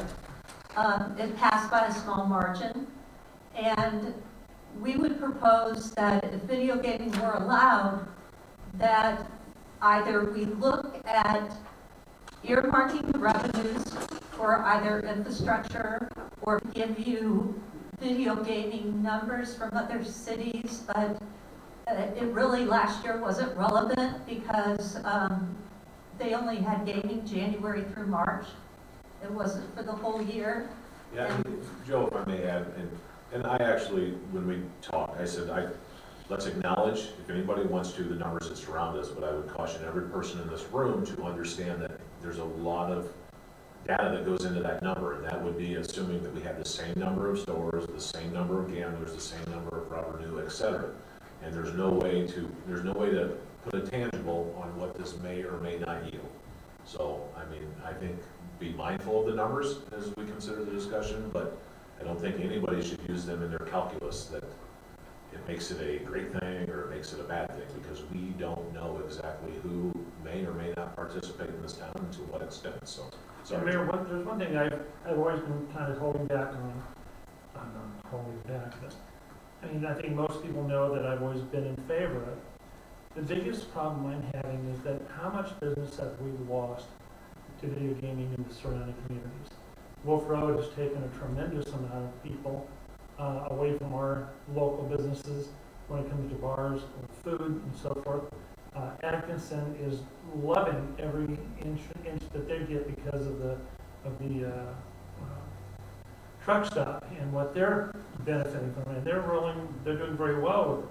But I'm just wondering, how many people do we lose to video gaming direction in 5 miles in one, and it's there? If we were the only community within a 30-40 mile radius, I would say, yeah, I'm not into it. But it's everywhere. And I realize that the Pastoral Association has concerns on it. I totally get it. But to me, it's not any different than alcohol. I bet they have more problem with alcohol within their parishioners than they do with gaming. I don't know. It's a heavy balance. But the problem is we have got to come up with more money. We know that. I don't really know all the answers. All I'm just saying is this is a one way to help our local businesses retain business that they've lost, or to get back what they've lost to the other communities. Because somebody who's going to gamble, if they're going to put $20 in a gaming machine and drink a beer and have a burger, they're going to do it whether it's here or they're going to drive 5 miles to do it. You're not going to stop that. Again, we've talked about we don't regulate morality. We just don't do it. If Geneseo says from now on we're not selling any alcohol in Geneseo, period, people who drink alcohol are going to go, well, I'll just go buy 5 miles from here. You're not going to regulate it, you're not going to stop it. So it's my contention that it's not so much the money that we're going to get from the gaming revenue from the machines, as much as it is gaining back the businesses the business we have lost to the surrounding communities because we do not have it. And I'm going to shut up with that. If I can make a quick comment about the referendum, I was around for that. And I think Mr. Crow, I talked to him a few weeks ago about this. He had a better memory than I do, so Doug helped me out here. But when that referendum went on the ballot, first of all, the wording came from the state, and it was a difficult thing. It was maybe, I hope you got that in our text. Do you have that handy? I do. Can you read that, Joe, please? It says, should video gaming be prohibited in the city of Geneseo? Yes. Okay, when we voted on that, I can't tell you the number of people who commented to me afterwards. They thought they were talking about Donkey Kong and those types of gaming. That makes no sense, Bob. Absolutely no sense. If you're talking about alcohol, you wouldn't be talking about bottled water. To me, there's a definite decision when you say video gaming. Well, that's not Donkey Kong. And nobody's going to do a referendum on whether or not we're going to allow kids to play That's games. what people thought. I'm telling you, right? Well, the people who thought that have not researched, and you know as well as I do that people get on a bandwagon and have absolutely no research. All right, let's have an orderly discussion. But that statement is just ludicrous to me. I don't think it's ludicrous. And I guess in Martin, people interpret things and a resident interprets things or what have you. And I don't know who spoke to Bob, but actually, I kind of trust after the church service, I usually get hit up. I got hit up this Sunday. And it's really a good way for me to keep in balance and get a good sense of what people are thinking. But on that specifically, and you can think what you want about the people that made the comments, but I had probably at least 10 or 12 people afterwards, mostly older, come to me and say they literally thought we were going to ban like PlayStation and stuff, and that their grandkids play PlayStation. Why would we want to get rid of video gaming? Now, you may think that they're ignorant, or you may think that it's not an intelligent thing. No, I don't think But it's a matter of thinking they're ignorant, but because the converse is, since I've been either on council or now mayor, I've heard this assertion from a few members. And when I dialogue with the public, I've asked that very question, and most people laugh at me. Now, that's not to diminish those that may or may not have thought that. Correct. But what's not going to be productive of this discussion is an argument of how many people told you that, or how many people told Martin that it's ludicrous. That doesn't change the end discussion we have to make. So I want to hear the points the council has to make, but I don't want to spend a lot of time debating. I had 10 people or I had 20 people. I am only speaking to the fact of who approached me and the numbers. Now, that is my point. I'm just sharing the information. You can agree with it or not, but I'm just sharing it. I'm just gonna say real quick that that's why you gotta be careful when you throw a statistic up and say, well, the referendum passed, but just barely passed, or it did pass. Well, okay, why? That's legitimate. Yeah, it is. I agree with that, Bob. But to me, the whole referendum is the most infinitesimal of any part of this equation, because that was 2012. And things were a lot different in 2012 than they are now. I mean, the world's different, everything's different. So, sure, should we be mindful of it? But I mean, is it an important conversation to acknowledge? Yes. But I think we need to deal with this issue in real time and right now. And that's what the constituents bring forward on both sides of the issue. So. Along with that, I cover a wide range of businesses in the 60-mile radius that have video gaming. I've never seen one person sitting at them, and most of the places aren't even open, and they have had zero income this year. If we don't know if there's going to be another COVID, we're going to be in la la land. How do we know that it's even going to bring any money? We don't. So that's why I cautioned, let's be careful basing anything on surrounding community data. It's something to look at, it's something to think about, process, but I don't want any member of this community, regardless of the decision, believing this is either a cure-all or that we're not going to yield anything. Both spectrums are possible. So we need to make a decision based on things other than other communities' data. Right. I know that when this came up in my first 2 years as a councilman, I was completely opposed to it, this and the marijuana. But when the time came to go get my petitions for my ballots in my ward, I took the survey with me. I took a survey of what they wanted on recreational or medicinal marijuana and on video gaming, because I'm like, let's let them decide. And I was amazed. They voted no, obviously, for the recreational marijuana. I had a lot of older folks say yes for the video gaming. And I gotta be honest, I think my daughter with me, she was absolutely surprised. And I asked them why, and their simple phrase was, we just want something to do. We want to go someplace and spend a couple bucks and play a game or do something. And you know, I'm not a video gamer or a gambler or whatever. But I don't drink alcohol or cigarettes or any of that other stuff. But regardless, as a city councilman, I have to look at both sides. I can't just look at what I believe, because I didn't get voted by people who believe just what I believe, because I don't think it's a fair system. I think we have to look at everybody who's in the community. And I think the businesses need to be competitive. I think we're letting money go out the door, like Martin said. But if I sit here on a high thing and say no, no, no, like I did the first time, I gotta admit, I think I'm wrong on this. I don't think, and maybe it's a big issue, but the people that I asked, and I asked them directly, and I asked them why, they were for it. A majority of them, not all of them, but a majority of them. And it wasn't, you know, mom and pops, that kind of thing, but it was people that said, we just want to go out and do something for a couple hours, go play some video or go do something and then come back. And if it helps that they go in, like Mr. Lehman said about they'll buy beer, they'll buy food, they'll buy sodas, they'll whatever, I'm for that. Why would I turn my back against that? Do I agree with it? No, but it's not for me to agree or disagree. I think it's for any of us. What's that? It's your personal preference. But I don't believe I should be voting. I don't believe we should be voting on everything that we strictly believe in.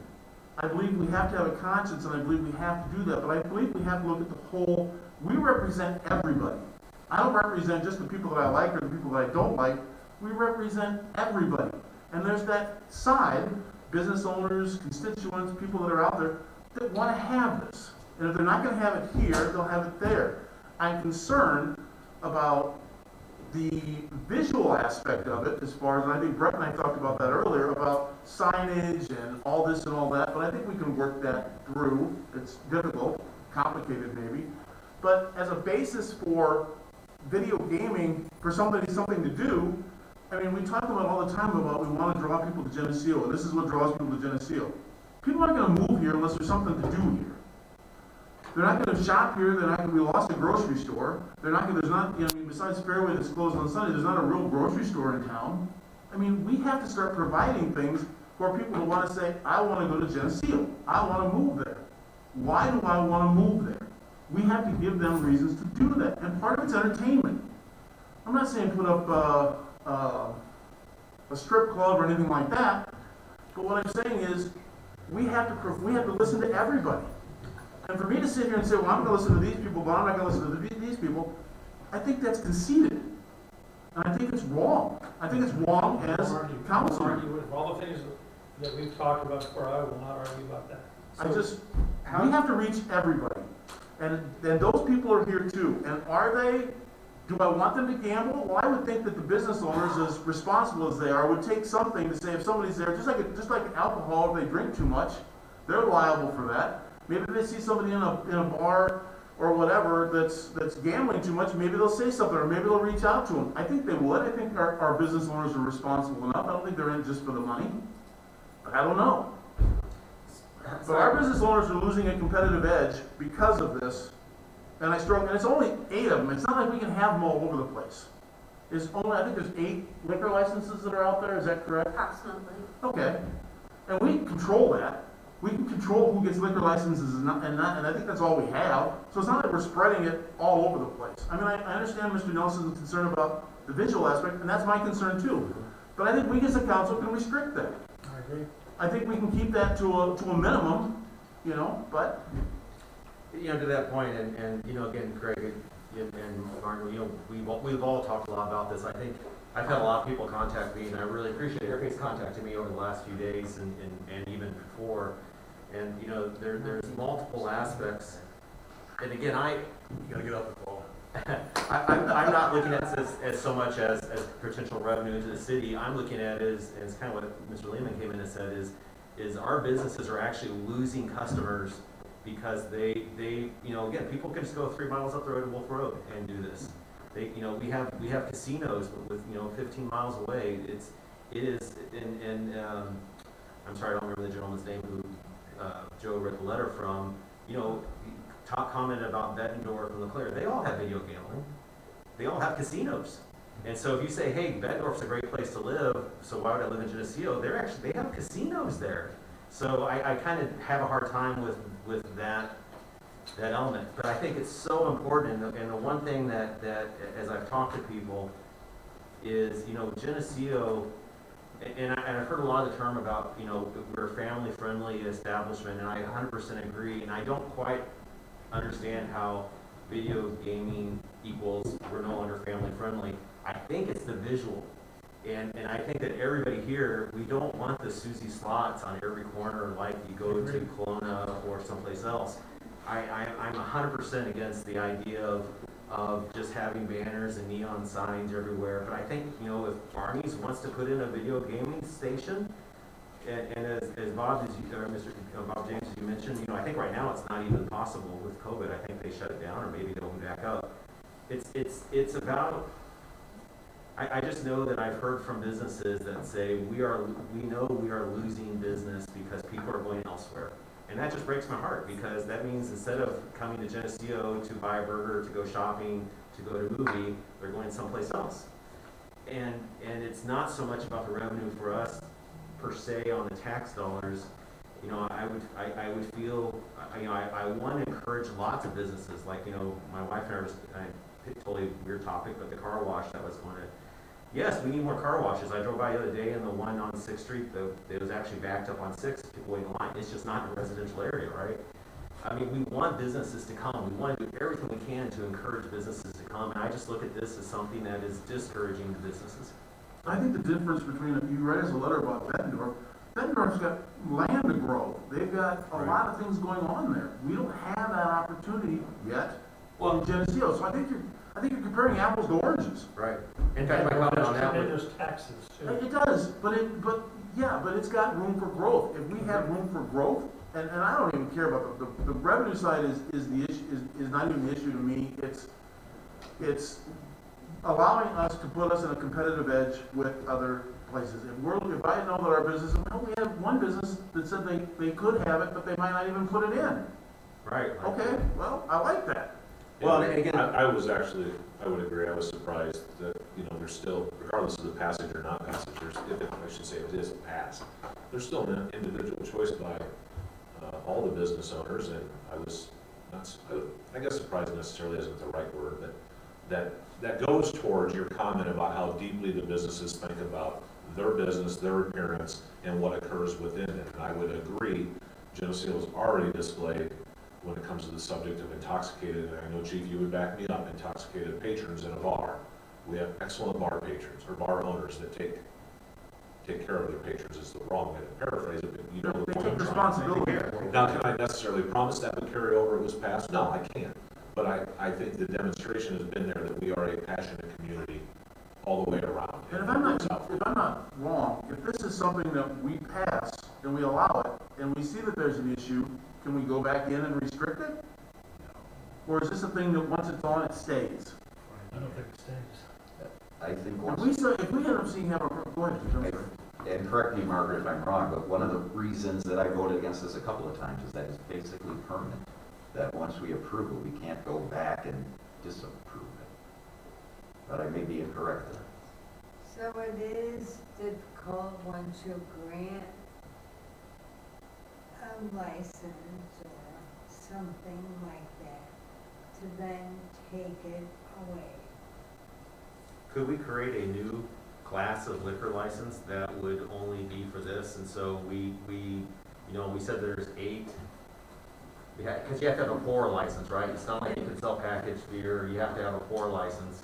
That's I mean, right. is it possible that we could actually create a brand new class? I'm just talking out loud here, so I apologize if this is off the cuff. And then if we get down the road and we say, hey, this isn't working out, yes, the 4 establishments that wanted it, we can't take it away, but we can say, all right, now we're not going to allow any new people to get that class of liquor license, and it would just, I don't know. So there are ways to look at restricting the number. And so I agree that we could look at a number of ways to curtail additional licenses or restrict them. We'd have to really talk about that and see what was possible under your authority. But there are certainly ways to keep the number and the types of establishments to what you are comfortable with. And when they get a license, if we pass this and they apply and they want one, is there a number of machines they have, or does it matter, or is that part of the restrictive process, or? Yeah, so I don't think you can restrict the number of machines, but I'll check on that. I mean, I don't want someone to have. 5. What's that? I think it's 5. Is it maximum? As I recall. It is spelled out in the gaming statute, Yeah, I know that. 5 sounds I- Is it I- 5? I think you're right. I think that's correct. Yeah. Another quick comment. So someone couldn't put 5 in and then all of a sudden they get 5 more. Talking about restrictions and stuff like that, I don't remember the details, but I can remember Moline passed this a few years ago. And I can remember just reading in the paper, that's all I know about it. But they regretted the initial passage because they didn't restrict the signage. Yeah, they revamped the signage. They had to go back and They go revamp through it. kind of a big deal to tell everybody you gotta do this and do that. So we're gonna, No billboards or any of that stuff, they had to take this it is all. gonna happen, I All won't right, go for it. but We need to really restrict it. Right, so signage is actually a separate issue. So when we look at signage, which is governed by a whole ordinance by itself, you have to look at the much bigger picture. Signage is protected as commercial speech. So while you can place restrictions, that has to apply citywide. Okay. So, for instance, I think that you are concerned about flutter flags. So you could not just restrict flutter flags for gaming places, but you could prohibit flutter flags citywide. Okay. So that, but I caution you, don't make big changes in your sign ordinance right away, because it does impact everybody with a sign, including churches, including every business that you have. So you have to really think about that separately. Margaret, on the topic of the signage, correct me if I'm wrong with the discussion we had, could you explain how the historical district has its own unique controls, which would at least control the signage with relation to certain business, the bars that are currently in the downtown district? Right, so they have greater restrictions because they're an historical district, and they would not, by that ordinance, have the ability to, have the flutter flags and other kinds of signs that are not, under that very restrictive historical area license or ordinance. So, that's other things to think about. You have to think about where are these establishments, and do you really need to regulate signage? Well, I think the key there is, again, is, and I do believe, I can't believe I can't think of his name, Matthews, the person that the letter. Nelson? The vet. That's Nelson. Nelson. I thought that was Nelson, the doctor. Oh, wait, there was two Nelsons, right? Two Nelsons. That's what threw me off. Anyway, his viewpoint about coming off the highway, and the very first thing you see is the flutter flags, and Craig pointed out that, this week at Farmer Fleet, there was a flutter flag out because they're selling Girl Scout cookies. And, I don't know, to me, flutter flags, and I know I'm off a different topic, but I think it's important. Flutter flags, if someone's having a sale one weekend and they want to have a flutter flag out that says, hey, some grand opening, that's very different than it's become basically a permanent fixture in the front of a building. And instead of putting in an actual sign, they say, it's a temporary flutter flag, so therefore it's not part of your ordinances. And that just we have some in town today that drive me nuts every time I drive by them. And I'm like, oh my gosh, could you, put up a sign if you're going to do it, put up a sign. But I think that's so important because, again, when I've been in town 9 years, and when we came to town, when I drove through downtown, I was like, this is it. This is the town I want to live in. And I think, as I talk to people, it is how do we not lose that character? And I guess my concern, and forget alcohol. I mean, it's hard to say that because we have one thing that causes problems, we can have another. But I imagine a number of years ago that people would have said, oh my gosh, craft breweries, this is going to be in the world. And now that is a huge draw for us. I have friends from, 30 miles away that come here because we have amazing craft breweries. And so I'm hesitant to say, boy, we gotta shut down anything that potentially is addictive. Cigarettes are the #1 health crisis in this country. We sell cigarettes at every gas station. So if anybody wants to talk to me about addiction, let's talk about cigarettes. If we're going to talk about statistics, I actually read one today that they believe now it's soda pop. And soda. Talk about McDonald's and Culver's and the fast food and all that. I mean, we have so many really unhealthy things that for Dr. Pepper. But I'm super concerned about the character, and it's how do we, Bob's comment, if we are gonna do something, how do we put the restrictions in place so that people don't come into town, and I totally get it. I don't want people to come in town and just go, oh, this is a cheap place.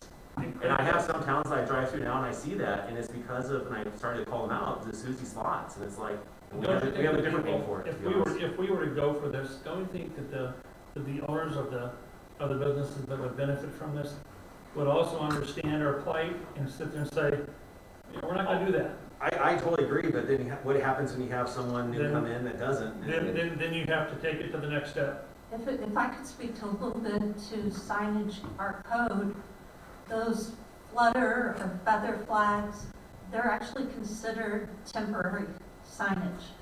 And they're not allowed in the downtown area. Temporary signage is not allowed. They're not allowed in the business district either, except as temporary. The thing is, we haven't had complaints about them, so we haven't enforced, usually you see it at car dealers, we've got an insurance company that has it up, that we haven't said, hey, you have to take that down. But we could start enforcing that.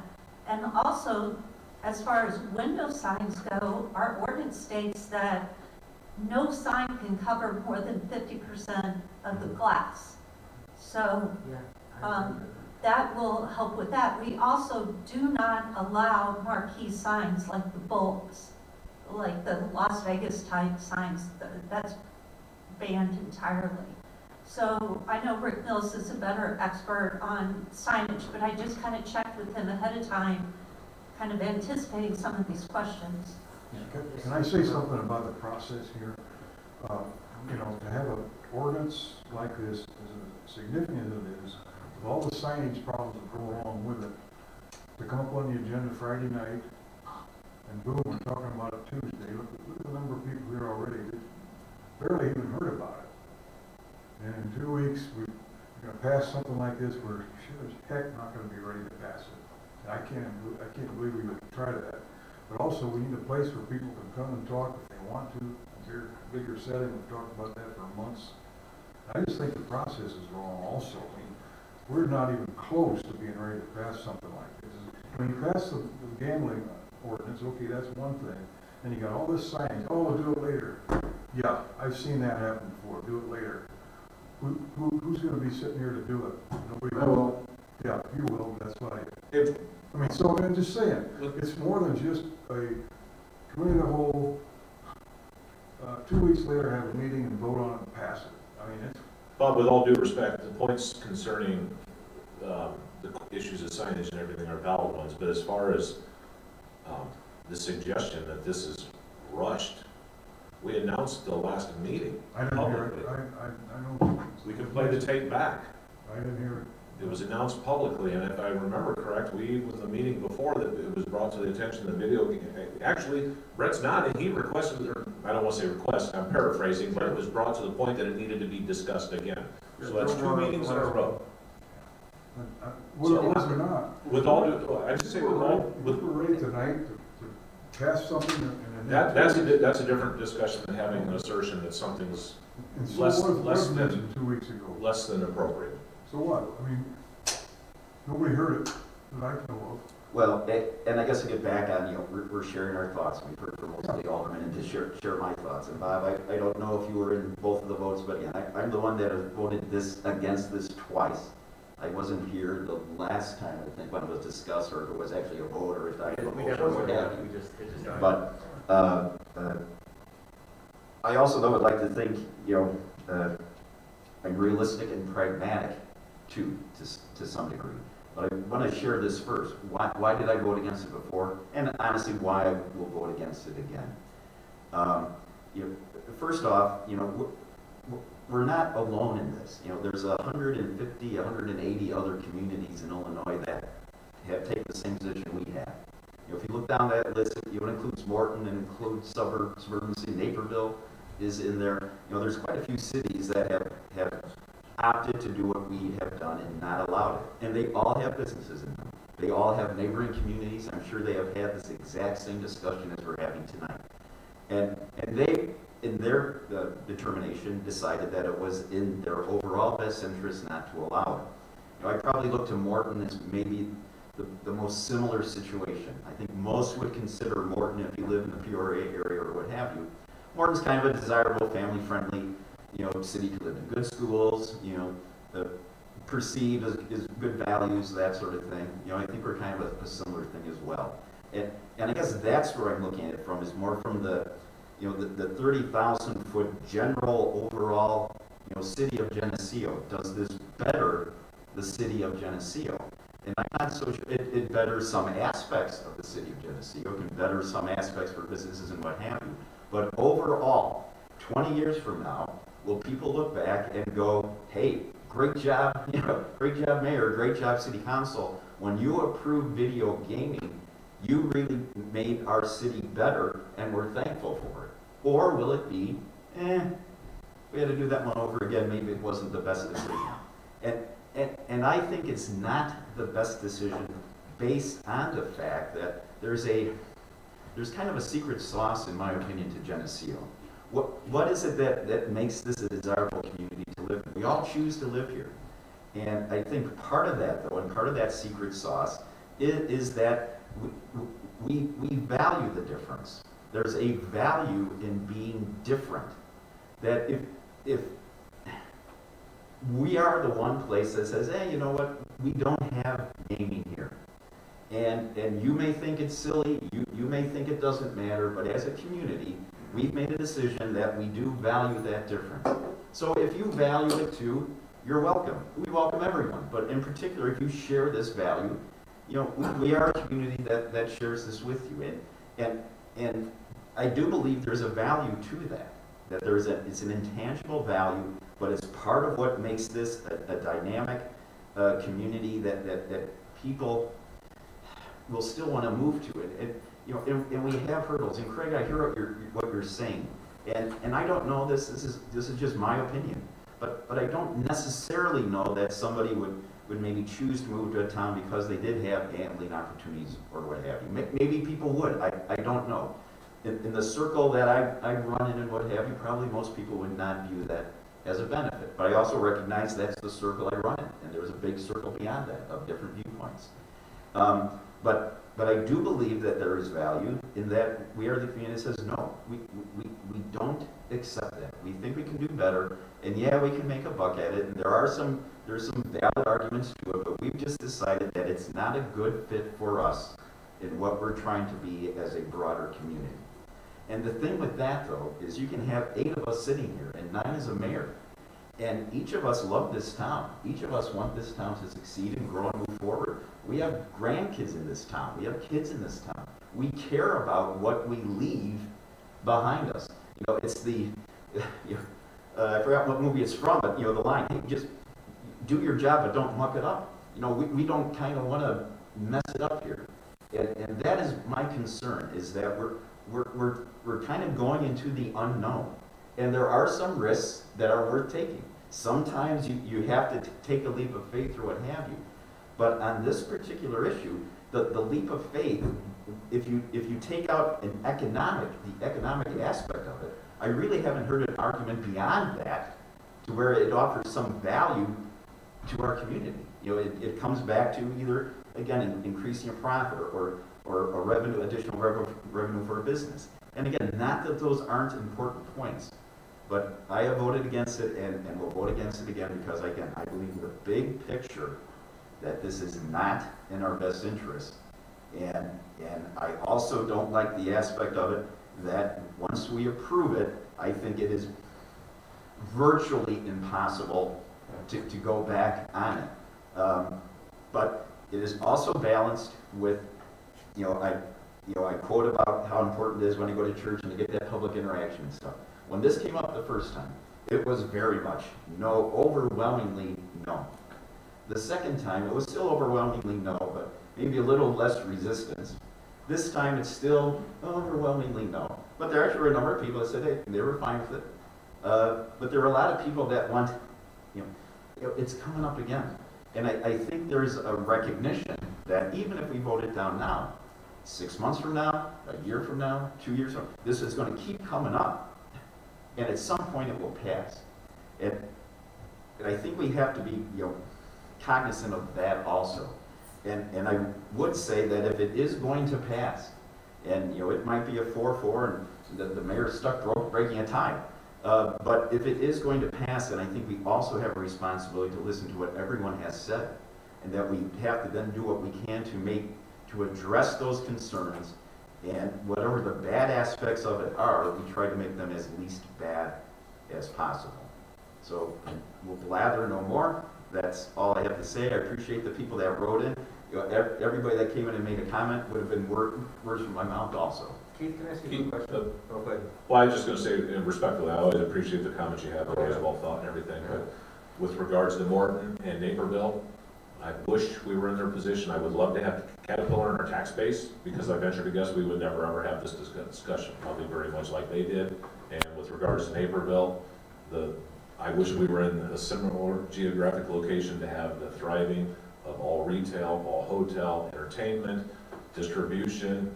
I mean, and I'm not arguing for, but I'm just saying we're just in a different set of circumstances. I get that. And I interact with most of the municipalities in Illinois. But there are also the smaller towns that you haven't heard of, smaller than us and whatever, that made the same decision. I'm just, that's 2 out of 100 and whatever. The list is here. I just wish we had Caterpillar, because then it'd all be over. Correct, but I'm certain there's none of those towns that are saying, you know what, we got enough revenue, we're good, we don't want any more. I think we'll go Brett real quick and then you, Paul. Do you think that we, and I truly, do you think that we had the same, I grew up in a dry town, and then they opened it up to have a bar, and that bar became the focal point of 30 miles, where everybody went to the Philo Tavern for dinner, kind of like the Cellar. Do you think that we had the same discussion here when we talked about, do we have to sell alcohol in town? And now it is a major part of why people come to town. And I guess I hear your point that people may not move to town because Barney's has video poker, video gambling. I also don't know that people are going to go, oh my gosh, Barney's has video gambling, I'm not coming there. I forget that place. I don't know that I truly don't think it's going to be determination on anybody's decision if they're going to move to town or not. I just honestly don't think it will. And we have a difference of opinion. Oh yeah, I'm really curious though about the. But I wasn't here. You know, that was long before I even lived in this town when they approved liquor or what have you. But when it came to legitimate breweries and stuff, I don't recall. I mean, we were very supportive of that. I don't really recall any opposition or concern or anything expressed to that point. You know, but we have a lot of opposition and concern on this point. I think we'll go Paul, and then I have a thought. My turn. You know, Brett, I share that same experience that you had. 48 years ago, for some reason, I had to come out to Geneseo, blah, blah, blah. I had just been married. And I drove down that boulevard 48 years ago, and I said, this is where I want to live. Mm-hmm. This is it. I went home to Mike and I said, you know what? I found the town today. You know why I liked it?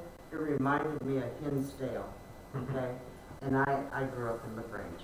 All right, and all that being said, I just, you know, we've been through this so much. And you just all pointed out all the breweries we have. Nobody had any problem passing that, okay? You know, and I'm pretty sure that alcohol is probably a bigger problem than a few video games, okay? I'm just, you know, if they're going to gamble, they're going to gamble. I'm also going to say that I probably do about 500 and quarter tax returns in this town. Nice variety of people. I got all kinds. How many gambling things do you think I enter? Oh, I'm going to say, because they got to bring them all in. So how many people do I think gamble? Maybe 20. And they have to, I got to enter them. So if they won, they got to bring it to me. So it's, you know, here it is. They got to pony up and confess to me or they're going to get whatever. I don't think anything. You know who some of those people are? You know what? Some of them are older. Most of them are retired people, number one. And some of them go down to the riverboat and play like penny games or nickel things or whatever, and we're not real heavy hitters here. So I don't think it's a problem. We got more liquor license. How about all the scratch offs that Craig wanted to bring that up? And all the lottery tickets that you can buy, same dang thing. If you're gonna do it, you're gonna do it. You know, I personally think, I'm not really a person that goes to bars that much, but you know what I mean? Like if you're gonna have a hamburger or whatever, sometimes it would be fun if the ladies, you know what I mean? Instead of, the guys usually drink more, so, it'd be kind of fun to throw a couple bucks in or whatever, Of course, that's the way I see it. I don't see that it's a problem. And I do think that we're losing it all around us. Oh. That's all I got to say. I just have one quick point of clarification I want to circle back to, and then Craig, it's yours. I have great respect, Bob, but I want to go on the record, and I want to make myself very clear to the audience and the public. There's nothing non-transparent about this. It was announced. It's been discussed numerous times. I kept my word with a man that I have great respect for in this room. Several months ago, many months ago, after a meeting, when I could tell that he was in distress over the matter, I said, if it ever comes up again, I will personally notify you ahead of time. I pride myself on transparency. I think the public has seen that since I've been mayor. I know the employees have seen it. And the most important thing to me is doing everything 100% transparent. So there was nothing, there was no attempt to do anything less than that. And that's all I have. Craig, the floor is yours. I respect you, Keith, for what you said about it. But the problem that I'm having is, a few months ago I brought something to the table. I said something in a note that I had written, that we have revenue issues. Every town's going to have revenue issues. And when we all come out of this COVID, everybody's going to be battling for the almighty dollar. So how is Geneseo going to stand different from the almighty, from every other town that's around us? And I've asked for ideas for people to bring to the table. I haven't heard one. Not one idea on how we're going to increase revenue. This idea for the funding of the pension's a great idea. Well, Jamie and Joe for that. But we need to change. Geneseo has to change to become more competitive with the towns around it. I'm not going to compare them to them because it's all different towns. But we need to have things that draw people here. Is gaming going to be it? I don't think so. I think it's going to come out to be peanuts as far as what we can do. But when a business owner comes in to the town meeting and says, look, I'm losing business to other places because they have video gaming, you know what? I'm obligated to listen to them. And I'm sure there'd be others that would come in and say the same thing. So, once again, as a councilman, I think it's, or a woman, whatever, I think it's our responsibility to listen to everybody and to reach out to everybody. And I think it's am I going to use it? No, I don't do any of that stuff. So I don't care if it's in there or not. It pertains to me absolutely none. I got no stick in the mud there. So, but it's our obligation to listen to these people and to respond to these people. And when I did the vote, a majority of the people, not all, a majority of the people said they wanted it. When we have a business owner that comes in, he says he wants it. I respect the people that don't want it. I get that. I'm reaching out to them just as well. I completely respect that. But I have to listen to everybody. We have to listen to everybody. We can't be just a cloud of people that just listen to, well, this are people that we believe in, so I don't believe in that. You can't do that. As a councilman, that's not fair. So, that's where I'm at. Any other further discussion from the council? The one thing I will say is that the last few times it was brought up, I was part of that. And I became the Antichrist in town because people thought I was trying to destroy the beautiful and wonderful Geneseo, and I take exception to that because I love this town, I live in this town, I'll die in this town, and if I thought video gaming would be the downfall of the beauty of Geneseo, I'd sit here and tell you not to do it. But I would never do that. And the fact that I have some people finally listening a little bit, okay, great. My biggest concern is retention of business in this town. If we can't retain some of the business in this town, we're gonna falter. And I'm gonna shut up. I thought it was no sense when we moved to this town 5 years ago that we have a communication system that provides fiber optic, but I can't get fiber optic to my house. And every time I called them, they said, well, we don't know when. But they provide fiber optic Kiwani. Well, now tonight they finally come up and say, well, now we're gonna have fiber optic. I appreciate that. I appreciate that. You've got to, this town has to evolve, it has to change. Things have to become differently if we're going to grow. That's part of growth. Is it easy? No, but we have to do it. If you're gonna stay to the same old, we're gonna have flat revenues, we're gonna have higher expenses, and the property taxes are continually gonna go up. That's the value of it. That's what we're looking at. So if we don't start thinking of new ideas and things to do better ways, buying rural property or property out by the interstate and developing that, great idea, if it comes to. We've got to start thinking of ways to grow Geneseo, to bring more people in. That's the only way this thing's not gonna go south. I would just like to, it's a minor point, but I do want to clarify that when I had the quote, and it was about think big, it had zero to do with video gaming. So,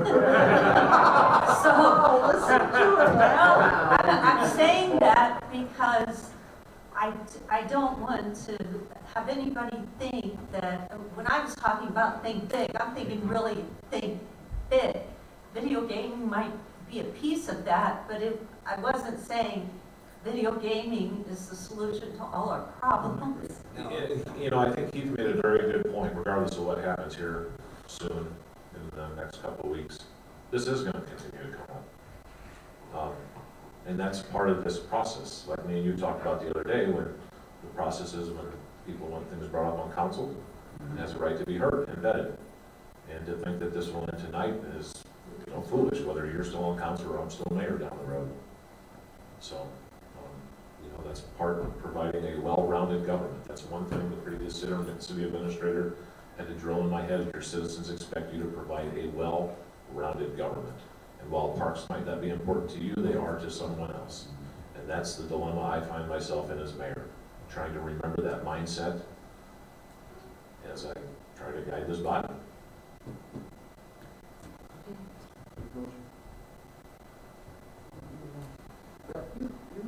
Motion to recommend the city council ordinances 02101 and 02102. That's right.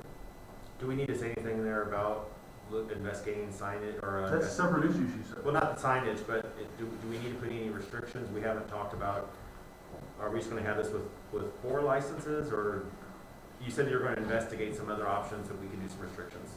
Do we need to mention anything, or is it just the intent? So, the ordinance is really a shell, so it's kind of your starting. If you are curious or interested in restrictions now that are not about signage, then we should talk about those. So why don't you go ahead and if someone's gonna second that, and maybe we can talk about that before we vote? Yeah, I think that would be important, because that's, again, I pride myself on transparency, and I want to make sure that this body is satisfied that the process was handled properly. So I'll second the motion. And then I'd like to talk about restrictions. Okay, so we had a motion by Arnold, a second by Barnhart. Roll call on that? No, we discussion. Okay, talk. discussion. So, you know, there are ways to restrict. And of course, you already have to have a business with a pour license.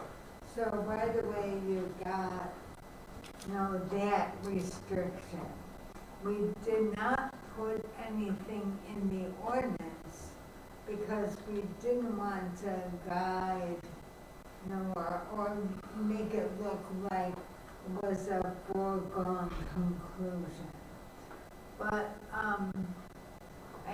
maybe if the council talks about what they think might be reasonable restrictions, such as there has to be, to avoid the corner slot places, maybe you would think about in order to have and maintain a license, that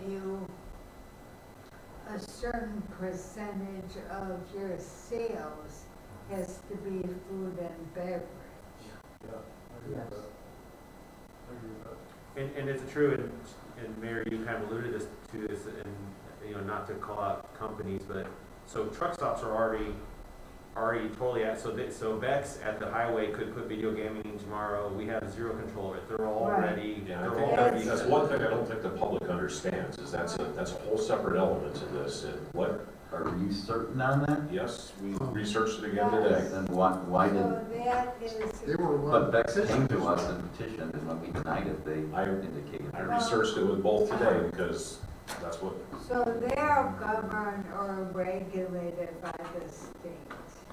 They have to sell so many gallons of diesel fuel. There could be a possibility that Bex came to the Correct. city And I think because Bex they doesn't don't meet that. meet As that long as they meet that threshold. criteria, but in the event they were to expand or something of that nature, or their sales were to go through the roof, Right. I mean, the public needs to understand that there's still elements of this that are out of our control. And the reason I bring that up is because of Dr. Nelson, the veterinary, commented about coming off the highway, and I never quite understood that, because I was like, other than maybe sweet peas, there's nothing at the highway that would qualify, because Bex doesn't have a pour license. And so I just wanted to bring that, again, transparency is knowing that today, at least with today's rules, and maybe there was a misunderstanding in the past that because Geneseo didn't allow it, I guess that's the question. So even if we don't allow it here, they could still do it. Maybe the impression is if we allowed it, they don't have to have a liquor license, but they're still governed by, I don't know, who knows? They would still be governed by that criteria. Yeah. Correct.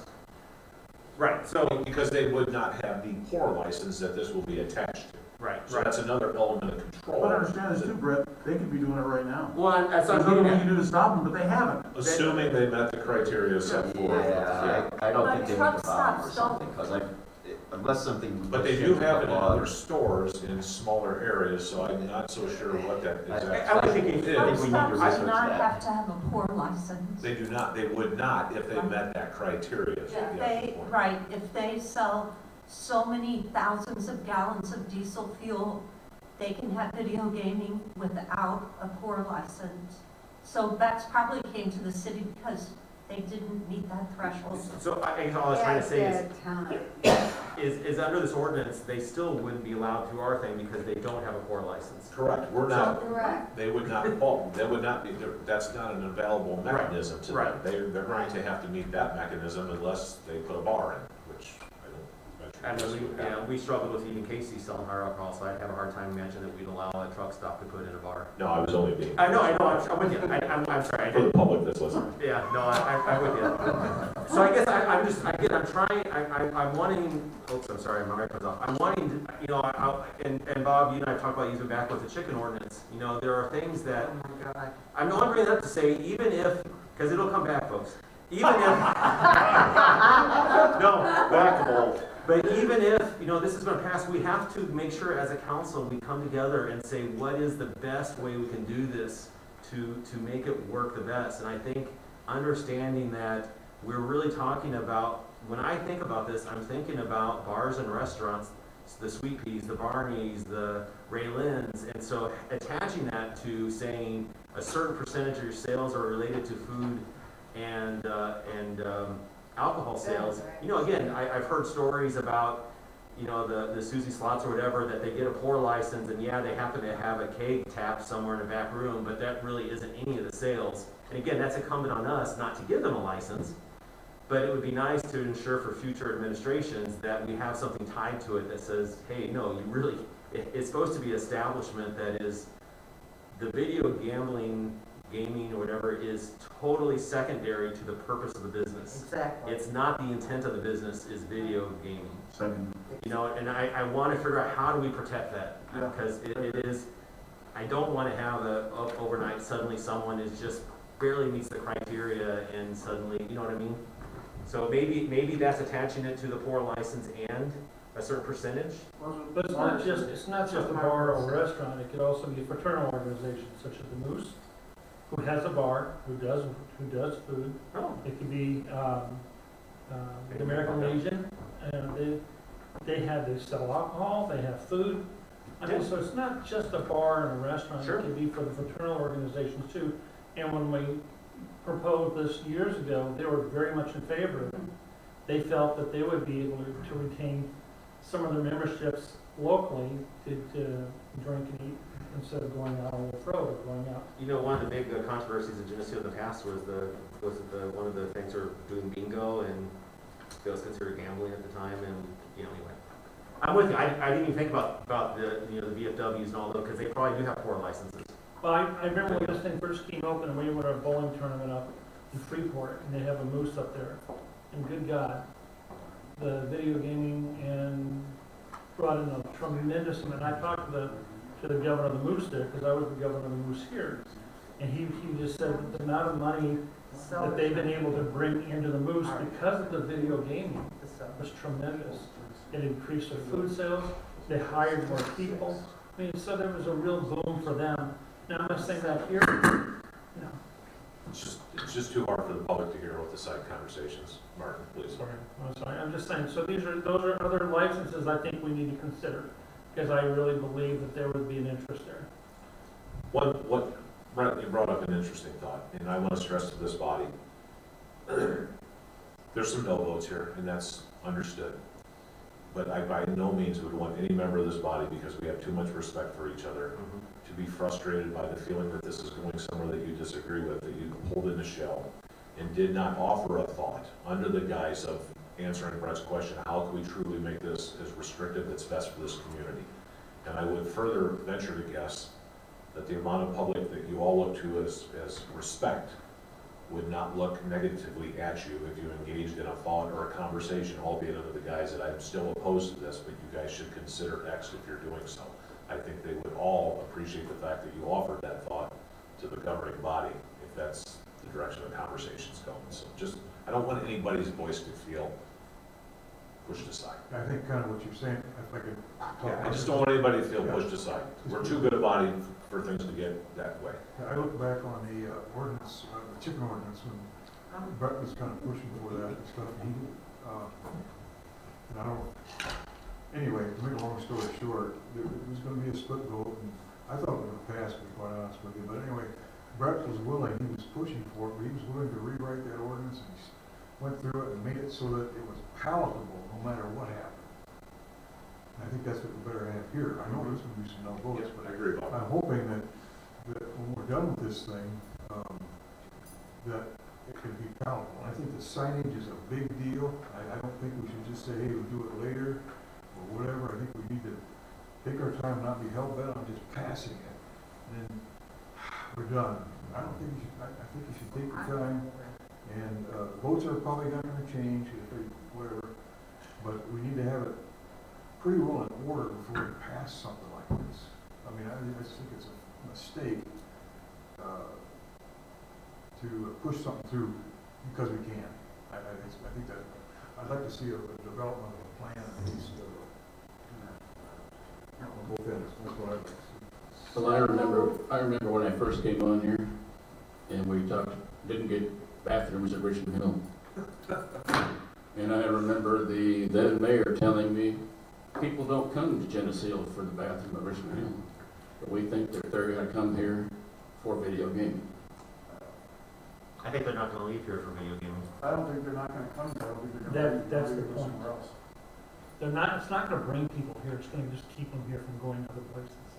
But right now, in the state of Illinois, there is nothing going. That's what I'm trying to tell you. I understand. You go to Atkinson, we're not losing any money at Atkinson. They're not. I mean, that's to Bob's point. There is no, even if we were to pass this next 2 weeks, it's not like in 3 weeks suddenly people are going to have video, because I think it's still a lockdown. Is that accurate? I didn't catch that. Is it still a lockdown that they don't allow video gaming right now? It's shut down? No, but I think it's important that what we vote on is very reminiscent of what we would like to see brought to the council. 100%. I guess I'm just saying, to Bob's point, if assuming, again, this is the committee vote. I just want everybody clear, this is the committee vote. The next one is actually the council. And all we're saying if we pass it is, we're going to continue the discussion. Or do we kill the discussion? Or if you, like the motion that's made now, you could amend the motion to say something that Ansel Blank will come back with restrictions, because we need to do research, you know, I don't know if that number is 25%, 50%, 75%.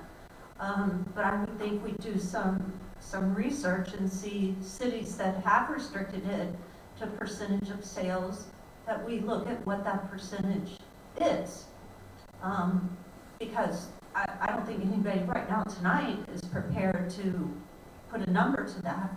So you could move it forward to the next city council meeting under the, you know, guise of, yeah, this is our shell, but we're going to come back, and prior to voting, you know, and you'll have it way before then, but we'll have some information back from Ansel Blank.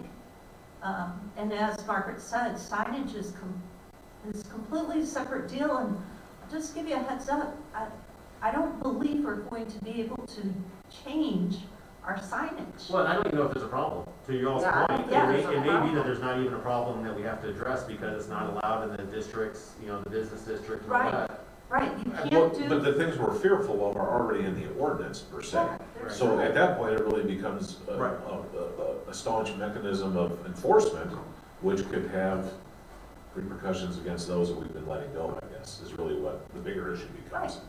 Right.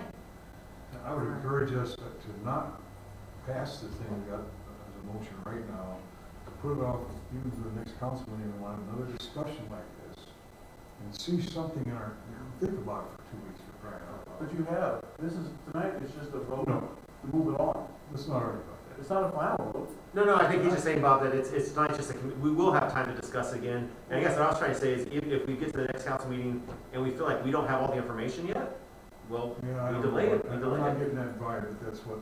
Oh, I'm sorry. Too many of us want to just jam it through. No, that is, I'm gonna take great animus with that assertion again. There's nobody on this body that wants to jam anything through. We are having a productive discussion about how we can bring something back for the body to say yes or no to.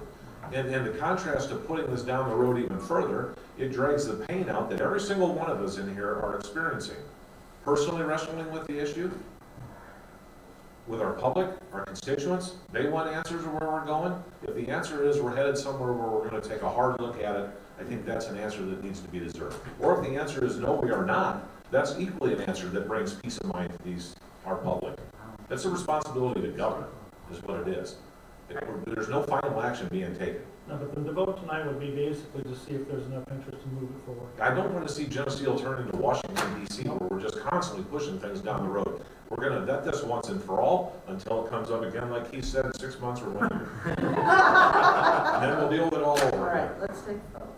So I think So I'll do the amendment to, I like Joe's suggestion, is to ask Ansel Link to come back with recommendations on limitations. The percentages, And, limitations for the liquor, I don't know the right terminology. sale of food and beverage. Sale of food and beverage? Yes. And I think what I'm hearing, and it's a very respectful and really good discussion. It's been an excellent discussion. It really has been. And I think that you all are doing a great job.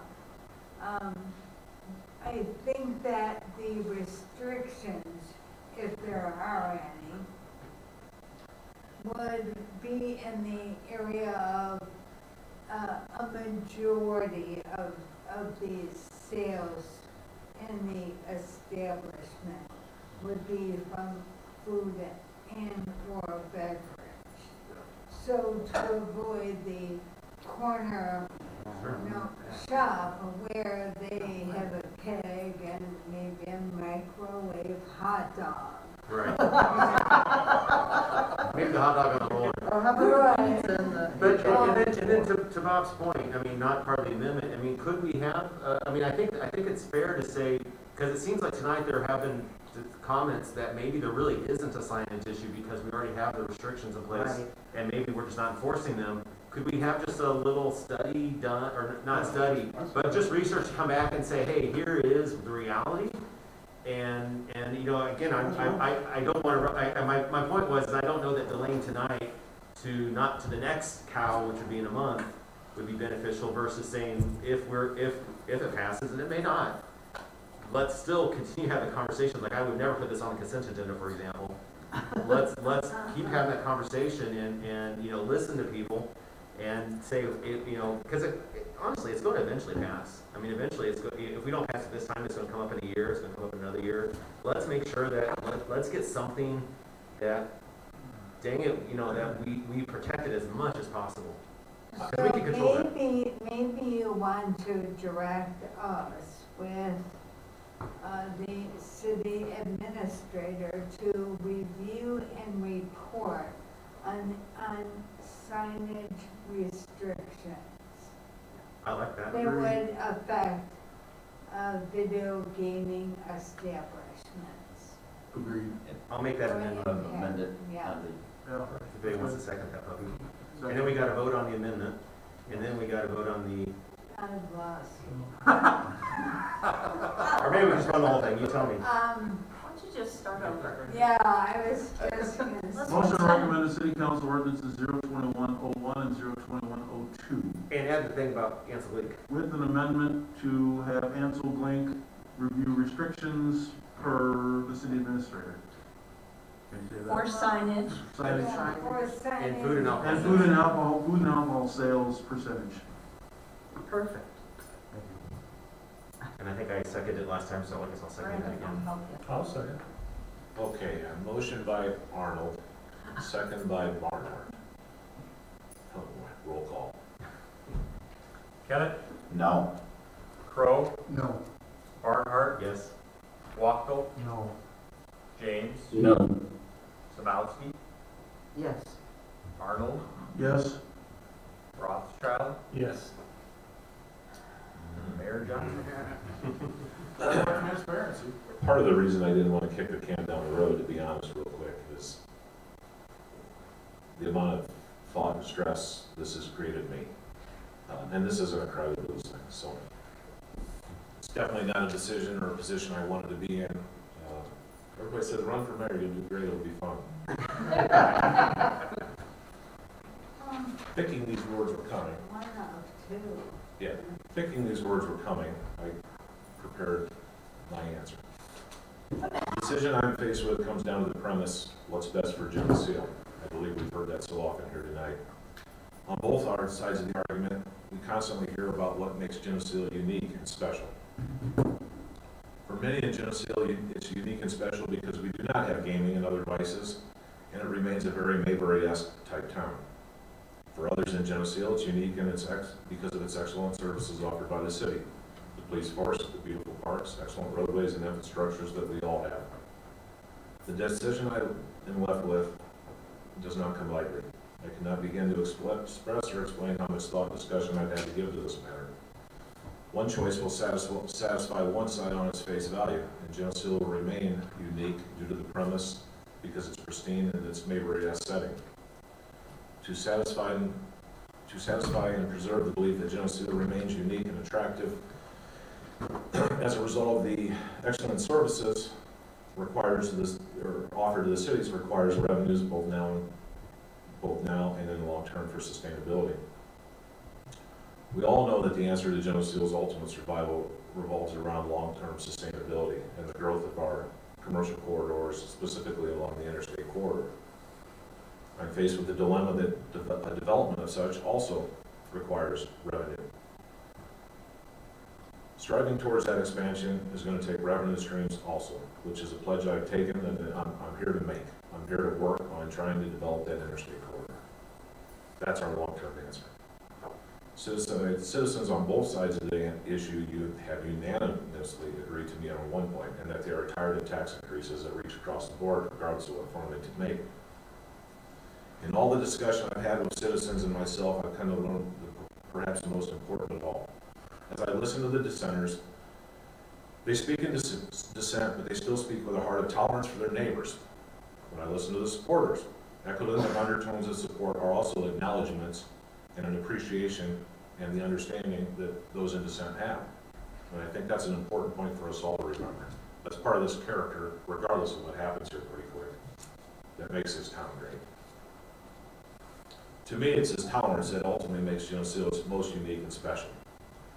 And it's this tolerance and heart and love for their neighbor that prevail regardless of what I'm about to announce. Considering all things, I feel as though the ordinance and the conversation we have had about further looking at this ordinance, ultimately at council, will regulate gaming to an extent that those in opposition will understand that we did our due diligence when we looked at this. And I think when we look at that ordinance, we'll also see we answer the other side of those that want the revenues and that think that this can better their business. We've had both sides of the aisle here. And I don't want to go on and on, but I wanted the public, I wanted this council, I wanted everyone to understand the amount of thought I put into this. It's a hard decision to make because I have great respect for those that are in opposition. Deep respect. The last thing I want to do is to make some sort of decision that tarnishes that. I have great respect for those that tell me that they want it. The last thing I want to do is make a decision that tarnishes that with them too.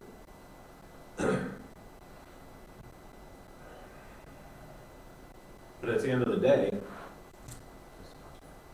one thing I kept hearing over and over again, you have to listen to your constituents. And I heard from those in opposition. But I also heard from an awful lot, and I'm not here to try to judge proportions, but I heard an awful lot that said yes, or we should have done it a long time ago, or things like if the city only knew the revenue that they've said no to over the last 9 years.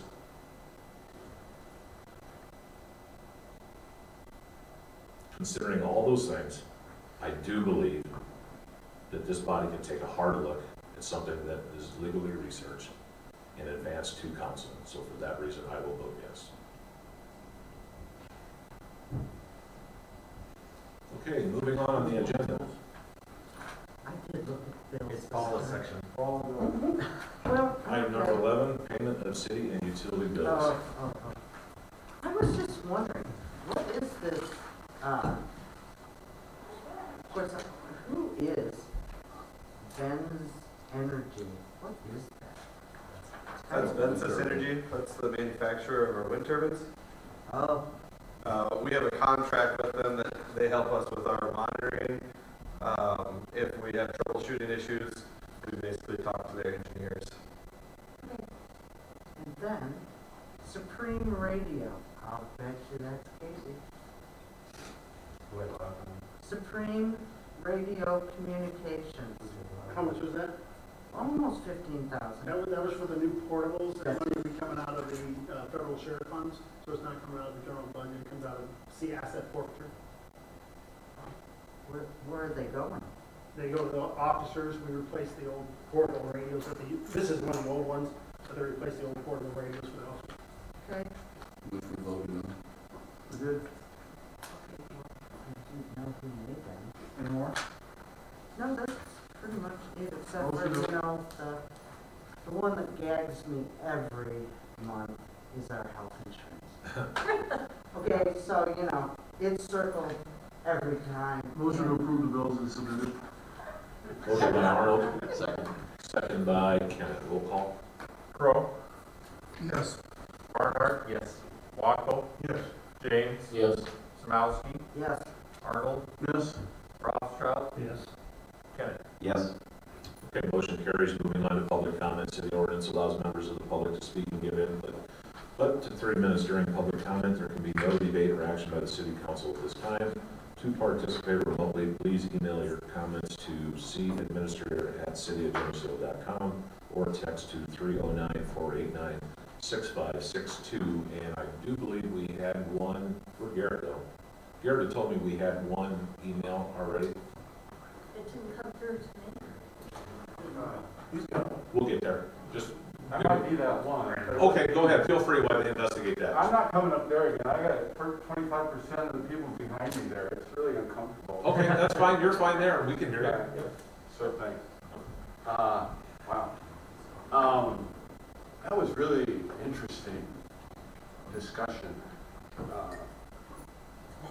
Differentiating. How is Geneseo differentiating itself? And, you know, if you have to swallow and go kind of thing, maybe you can think about differentiating on a quality level associated with video gaming in Geneseo. Where's the money going to? Who's providing the machines? You know, how close are the establishments looking after the well-being of the people who are using them? That's a differentiator. Another differentiator is as you come into town from 82, it's years after 1982, south of town.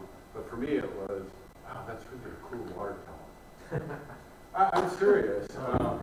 And it kind of pains me to see it turning green. And if you want to differentiate that aha moment for people, you realize that everybody else is turning green too. And so maybe there's an opportunity there to give somebody else, oh, this is a great place to be. But really, that isn't what I want to talk about. I want to talk about new technology, since the introduction was about what Geneseo Communications is bringing to the town. I kind of promised your nephew I'd put in a good word for electric, battery-powered chainsaws, because the city has an ordinance that says if you're going to operate a chainsaw in the city, you can before 9 a.m. And it's the noise ordinance that describes that time. And it's a good ordinance to have, because you don't want your neighbor running the third loudest thing next to a jet airplane next to your house before 9 o'clock in the morning. But there's a new technology. It's electric. It's very quiet. And I think the city could acknowledge and maybe put a pull on some of that by reviewing and modifying the city ordinance to allow for it. I think there's a couple of places in town that actually do that kind of work. They give them 2 more hours of daylight during the time here where they're doing it. So that's all. Thanks again. Thank you. Really, you guys really work good. That's all I have. Thank you. We respect each other.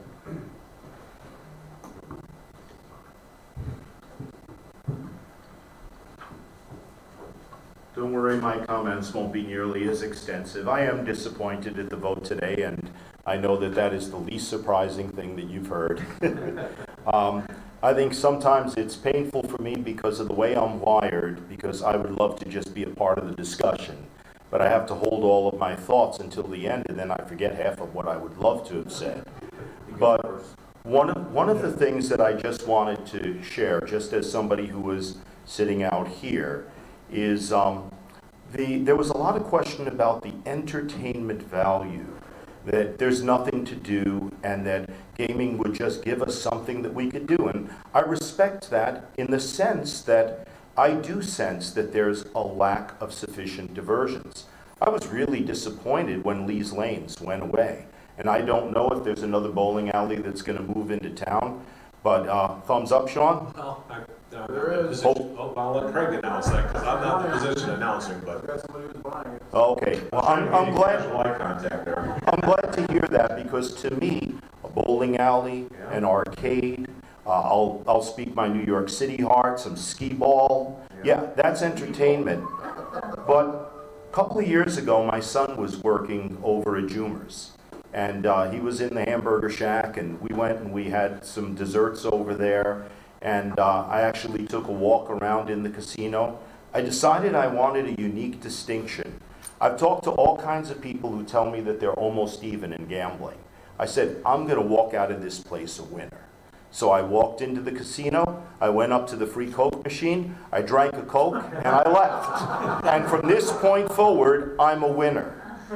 But the point of this little story is that as I looked around, I didn't see anything like the Jumer's commercials. I didn't see a lot of joy. I didn't see a lot of laughter. What I saw was a lot of boredom and a lot of quiet desperation. And I looked and looked, and I didn't want to just come to a premature decision. But what I didn't see was entertainment. So I would encourage you, and this will be a point that I and others are likely to make in a couple of weeks, is that we will dispute the idea that this is a significant means of entertainment. What fuels people to gamble is the hope of gain, the hope of somehow paying bills. But I don't see anything about those games that interests me, and I really don't think that the entertainment value is high. The other thing I wanted to share is there was one comment made twice, two different people, and it had to do with whether we can legislate morality or whether we can regulate morality. From my viewpoint as somebody who would consider himself a rather somewhat adept theologian, everything is morality. We always legislate morality. If I took the most extreme example, I could look at something like the abortion issue and say, which one has morality on their side?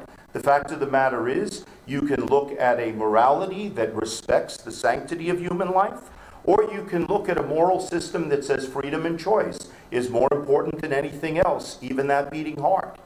But whoever makes that decision, and whichever side wins, gets to legislate or regulate their morality at the expense of those who disagree with them. So I think that as this discussion continues, I would encourage you to be careful about that statement, or I or others will take you to task on it. The fact of the matter is, we've got to decide what morality we want to espouse and embrace. But regardless of which side we decide, we are choosing a morality. Now, the third thing, very briefly, and I know I'm over time, but I'm going to give you an offer. My experience sitting outside was not good. And I know you tried your best, but you couldn't hear the TV, couldn't see the TV. There's always crosstalk in that back. And I am not here to complain. I'm here to give you an offer. We spent a tremendous amount of money at my church in order to build a dynamite system. We have a sanctuary that the IDPH allows us to have 121 people in. Even if we came under the restriction of 50, we have a great room that is way down the hall that could equally, the IDPH will allow us to have 82. We could put 50 in there. They are connected. We have top quality projectors. They're connected by solid HDMI cabling. The rooms, the two rooms, are in real time. And if we're going to have an honest discussion and be able to actually involve the public, I don't want to criticize what I experienced out there. I want to tell you that I will make whatever changes I need to make in our church's schedule to open this process up and put it in an environment where every word that is spoken is heard. We have live streaming. I have live streaming tech. We can make sure, if we work together with Garrett, that we're able to get it out. So you might have ordinances that would prevent that, and I know it's a church. But I want to offer that because I really hope that we can move into a larger venue with a better quality and experience so that no one in the public feels like I really didn't get to participate. COVID has been miserable. I know that. So that's my offer, and I hope you'll at least consider taking me up on it. Good point.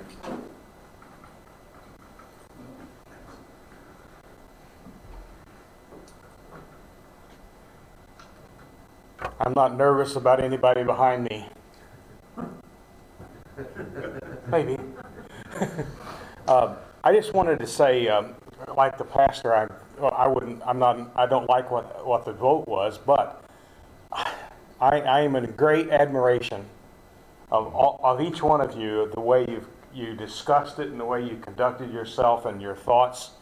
I appreciate that as your citizen, and I just wanted you to know that. And I don't know you, Mayor, but I'm proud that you're our mayor. Thank you very much. I heard your heart tonight, and I appreciate it. I thank you very much for being who you are.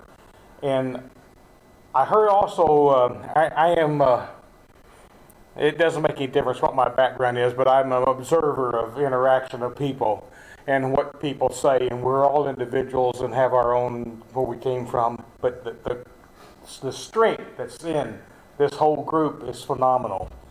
But I heard something tonight that I just wanted to comment on a little bit. It's not talking down to you or giving you advice, but yes, you need to listen to all the constituents on both sides, Craig. But also when the people voted for, whoever voted for each one of you, they voted for Bob for what he stands for and what they know about him, and you too, Craig, and each one of you. And I think that's part of you that you bring into this room too. And so you stand for something, and the people that voted for you vote for what you stand for. And that's as equally as important in the political process, in my opinion, as it is what the people think that voted for you. So I think in you weighing these decisions, weigh that in there too. And it's important to know that. And again, I just want to say thanks for the discussion. Was phenomenal. It's not over yet, of course. And you can always change your vote. Thank you very much. Thank you. Chief, is there anybody else? No? Okay. Moving on, we'll be entering executive session. Per 5 ILCS 120. No. We're not tabling it. You can. All right, are you making a motion to do so? Why am I making a motion to table it, because it's just reviews, we can do this next time. It's not reviews. I think reviews are one, you want to table reviews, pick and choose which one you want to talk about. Because I think part 2 is most important. Make the motion to go in, and then it's up to your council. Okay. The second part of this has a decision that I need guidance on ASAP. Okay. Do we go quickly? As quickly as you make the discussion. We have some control.